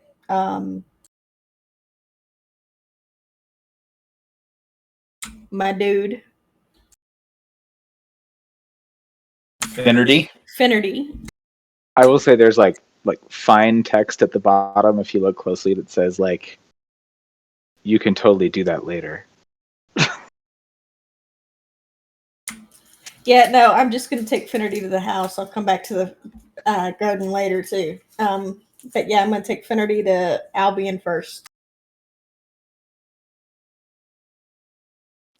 You arrive, having followed her trail of mishaps, and what you see is a hut that is about 4 inches tall and, 2 or 3 inches wide by 2 or 3 inches long, with a miniature door, and it's got like a smokestack chimney, and there's smoke coming out of the chimney.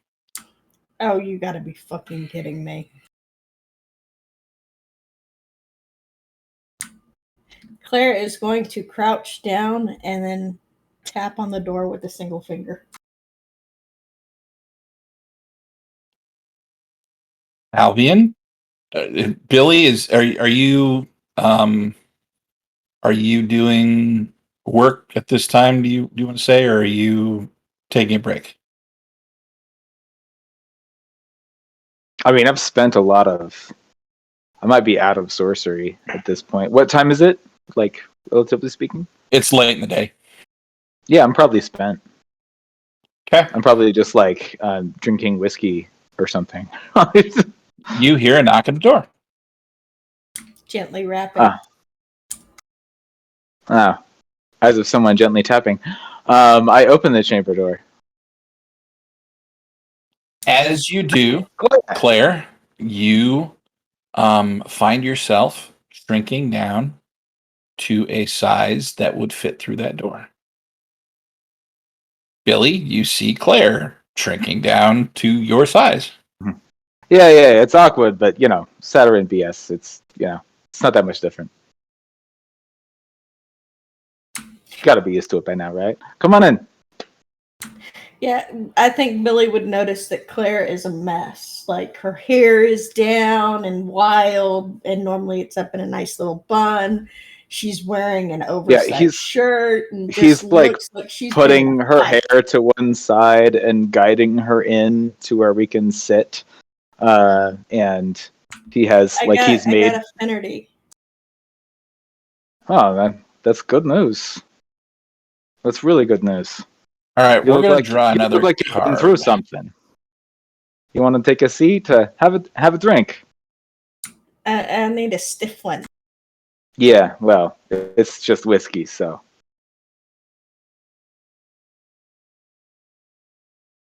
Heyo. Sorry.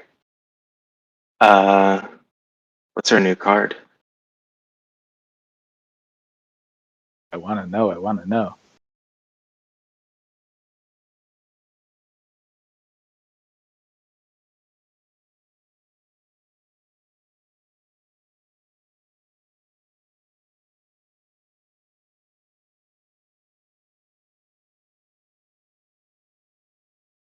Hang on a second, we're looking.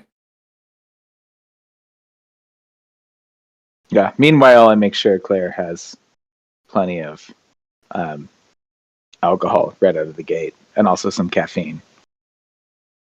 So if there's any way that Billy has been able to make coffee in this place, he has made it.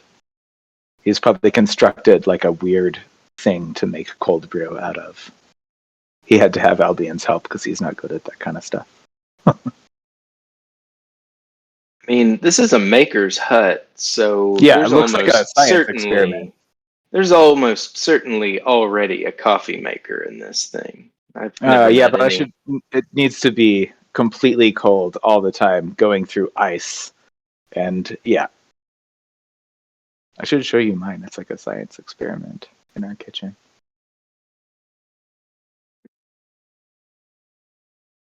I don't like this. What is it? I just drew the devil. Uh-oh. Oh, Devil, secrets, ravens, your books, little buddy. flame. The nemesis of secrets is the prince of lies, the devil. Of course, there are many devils. Their commonality is their need to corrupt the world around them. Charming, sexy liars that seek to draw mortals into their own evil. Devils don't kill, they talk. They don't destroy, they tempt. The term devil stands apart from demon in that way. A demon is typically a relatively unintelligent engine of violence and destruction. Devils are far more insidious. I don't like this card.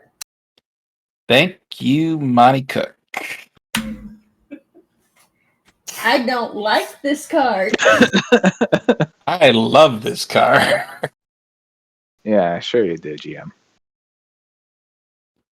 Alrighty. You arrive, he hands you some whiskey, and you drink it. Yes. It's warm. It feels good. Yeah, she's just gonna sit there and she's gonna toss it back and hold the glass out. It was not a good day. No? How was the pail? Is everything okay? The queen is very pissed off. Something Oh. opened a portal, and there was a box, and I sent the box back, but there was this weird black liquid that kept eating everything that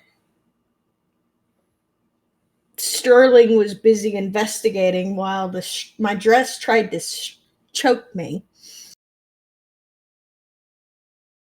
I think I would like to make a check on her description of this stuff. Okay. Because Yeah, she I feel fully like describes- non-codified magic lines up with the dark, because the dark does not Sure. obey the rules of regular magic. No, it does not. So as a weaver, I think I actually have that skill. I just have +1 in it. But I'm gonna do it and Hit me. toss in. I was gonna toss in a Bene, but I rolled an 8 and an 8. Okay.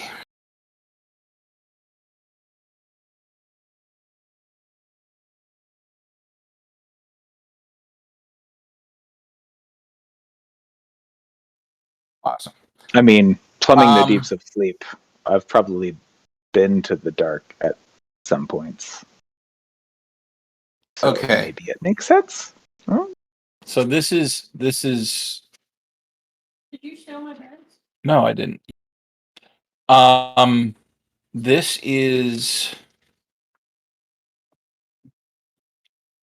This is going to be a really weird description, okay?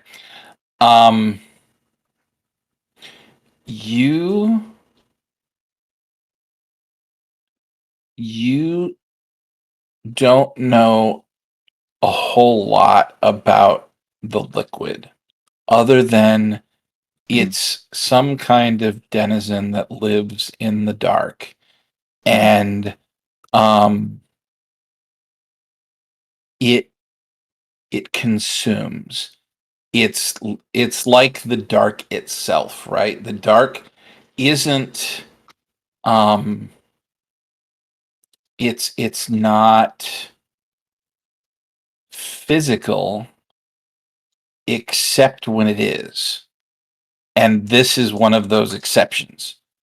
The Okay. dark is the absence of light, and it consumes what is real. Okay. The light can banish the dark, but it also feeds it if it's allowed to. And so that's what this stuff does. It feeds on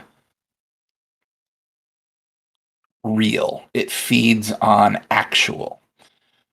The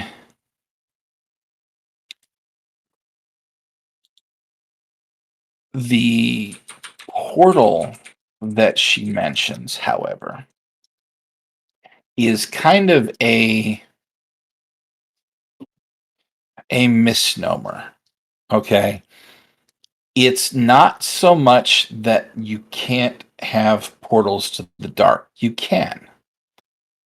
The problem is you can't go through them because there's nothing there. Dark is the anti-creation. Okay. And so when you open a portal to the dark, you let things come out, but you can't go in. And so you remember, and this is all leading up to this your role. You remember once borrowing a nightmare. This was not your nightmare, but you had it anyway. Okay? Of a woman. Dark skin, tinged with red, very impeccably dressed. You would even say sexy. All right. very obviously a devil. And you saw, as you watched this nightmare happen, she stood before something that sounds suspiciously like what Claire described, though not in the same type of a room. This was more palatial, columns and fire and right, just massive marble floor. But in the wall, there was this doorway looking thing that was pure darkness. And though you couldn't hear her, you saw her talking to the darkness. And then she'd pause, and occasionally she'd shake her head no, and sometimes she'd shake her head yes, and then she'd talk some more. And this went on for several minutes. And then there was a almost like this liquid stuff in something of a tendril that reached out from the doorway and touched her forehead and then retracted back in. And she turned and walked away. And the thing you noticed about her as she turned, most devils have colored eyes. Usually they're purple or red. Very occasionally they're green, but that's typically your lower ranking ones. Hers, for the moment that you saw them, were pure black.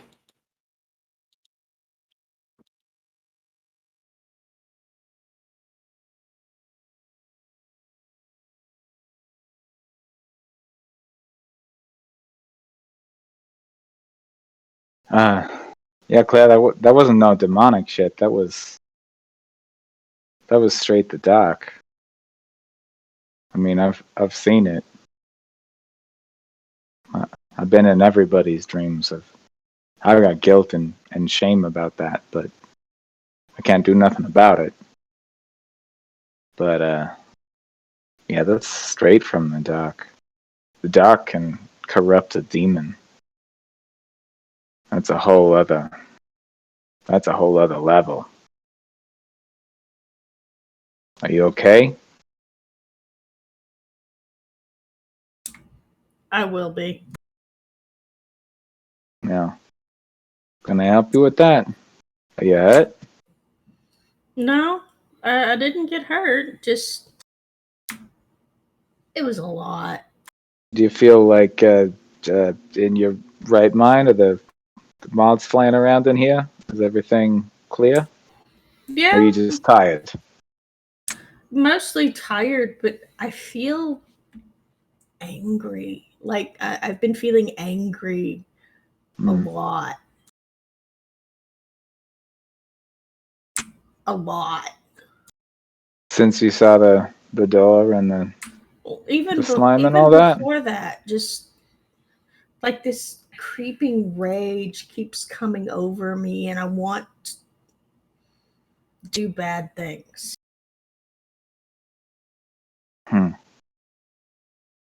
GM, do I have any sorcery left? Yeah, we didn't really establish where we're at here. Or do I have the opportunity to refresh a pool? I mean, I'm assuming that I'm pretty spent. You're You're muted. you're probably pretty spent, but Okay. you you know what? could use that ephemera if you wanted. Yeah. Forget it. Yeah. I'll probably I'm be gonna alright after I'm gonna some burn sleep. the ephemera. No, I'm gonna do it. It's Okay. unbending smile. Oh no, I gain an additional rest. No, I just give it to her. Right? It's a blue pill. Okay. Oh wait, that doesn't work. No, I need. It doesn't work at all. No, I need the sorcery if I was going to do something. So, Yes. Yeah, I'm spent. Yeah, no, Claire's fairly sure that after some sleep, she'll be okay. Yeah, and I'm like, yeah, Albie, we're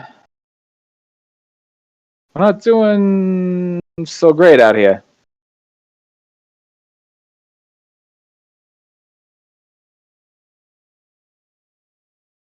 Oh, were you talking to me? Hi, Claire. Good to see you. I've been making a little bit of headway on this thing. Claire, you brought someone who can. I'm sorry. You said you're not doing very. Is somebody sick? That's awful. I don't. Claire's been I touched just- by the doc. I could fill you in on that. I know at least a little bit about it, but I need wouldn't trust sleep. it. And she's not doing okay. Yeah, she needs sleep. She needs rest, but she not need more than that. And there's nothing I can do right now. I'm tapped. Claire, how about you? Are you able to summon? Oh yeah, there's just no guarantee of what's going to show up if I summon. You sure about that? Why don't you try summoning An perhaps angel. an angel? I mean, they're as close as your as breath on your skin right now. They're all around us. If she's Might not. been touched by the doc, that could go entirely sideways. That's a good point. Maybe you should summon outside, away from the project. Y'all, if we think we can get through the night, Let's. I could probably look in there. I'm gonna make my protective circle, and then I'm gonna get some Ah, sleep. shit. That's a good idea. Do you mind if I stay? I'll just, Yes, you're my put friend. some I blankets will on the make- floor, whatever. I just want to be here in case that goes entirely sideways. Sounds I've seen the great. doc. It's not. It doesn't Right. even compare to the red. It's horrible. The queen is pissed, and she Right. went to close the portal. I was the last person to see Well, that doesn't help. the portal. That means whatever came through the portal. I've seen the Yeah. portal like that before. Whatever Yeah. came through that portal she's could gonna be start. in you, so we need to be careful. She's gonna Is, take the spell, make a big protective circle where they could get into it and nothing else can, and she's gonna curl up in a ball and pass out. I'm like, shit, where's Sterling? He could take a look at this circle and it would make sense to him. It's complete garbage to me. I don't understand it at all. And that is where we're going to end today's session. I don't like this. Solid beat. Guys, it's good to play with you again. That was a lot of fun. Oh man, so good. I miss you guys. Yeah. All All right. I right. miss this story too. Yeah. It's starting to get to the point where you're finding all these little tidbits that I've left dangling for you to Mhm. find, and it's a lot of fun to watch. I love watching you guys Mhm. find this. All right. Shout outs, things you want to point out to people that are watching. Kelton? Yeah, Low Talk every Wednesday at oh god, what time would it be? Most people are Eastern time. So it'd be like 4:00 Eastern time, 6:00 Mountain time. It's a show we're having a lot of fun with. It's like weirdly gaining some traction. So old school D&D, but we put a spin on it. It's directed by DM Asmo. The last couple of episodes have gotten absolutely wild. And yeah, I've been missing from it occasionally because I've been going through some life stuff. But it's easier to do than this one because it's much later in the day. But yeah, it's getting really, really good. I wasn't really at the outset ready for like an old school D&D romp, but it's turned into more of an RP heavy game. It's super short, 2 hours, and it's like very tight and very RP heavy at this point. And yeah, the crew is awesome. So And it's where can they just find as that? good as this show. Heathen Cantina. Awesome. Heathen Cantina every Wednesday. Low Talk is short for Legends of the Old Kingdoms. Very cool. It's Claire? a really, really fun show. I got nothing because we're pausing everything except for this while I'm wrapping up. Okay. Jeff, how about you? Nothing here. Just glad to be back. Us too. Mostly that. Didn't you go to a con? I did. I went to Dragon Con at the beginning of September, and it was tremendous. That's in Atlanta. Georgia, right? Yeah. So if you're in Atlanta, or if you're watching this, if you're in Atlanta and you're looking for a place to go, Dragon Con. It's a wonderful convention. I go every year. I'll be there next year. So Awesome. We should plan to do that. I'm it's down. a lot of fun. It's a lot of fun. All right. Yeah. And what I'll do is I'll go ahead and since we're back on Invisible Sundays, if you can't wait 2 weeks to see us, you can go over to Manapot Studios. And The Hole in the World is back on their schedule. They are here. They're awesome.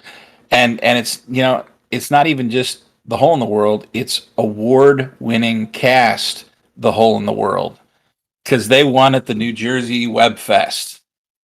So we're proud of them for that. They're awesome. Go check them out. It's a great story, great cast. And I gotta back you up on that one because it's not only one of my favorite streams. I think it might be my favorite stream. I'm not gonna lie. If I had to pick, because I love Invisible Sun, but I'd rather listen to that than Glass Cannon, Critical Role. It's amazing. I'm not gonna lie. If I had to pick between them and us, I'd pick them. Yeah. That sounds bad, but that's the way it is. I love them. They're awesome. They're all good friends. So yeah. Go check them out on next Sunday. It's I believe 4 to 8 or 4 till they get done. And then we'll see you back here in 2 weeks to continue searching for the soul's direction. Thanks for joining us. And from our citadel to yours, happy gaming. Guys.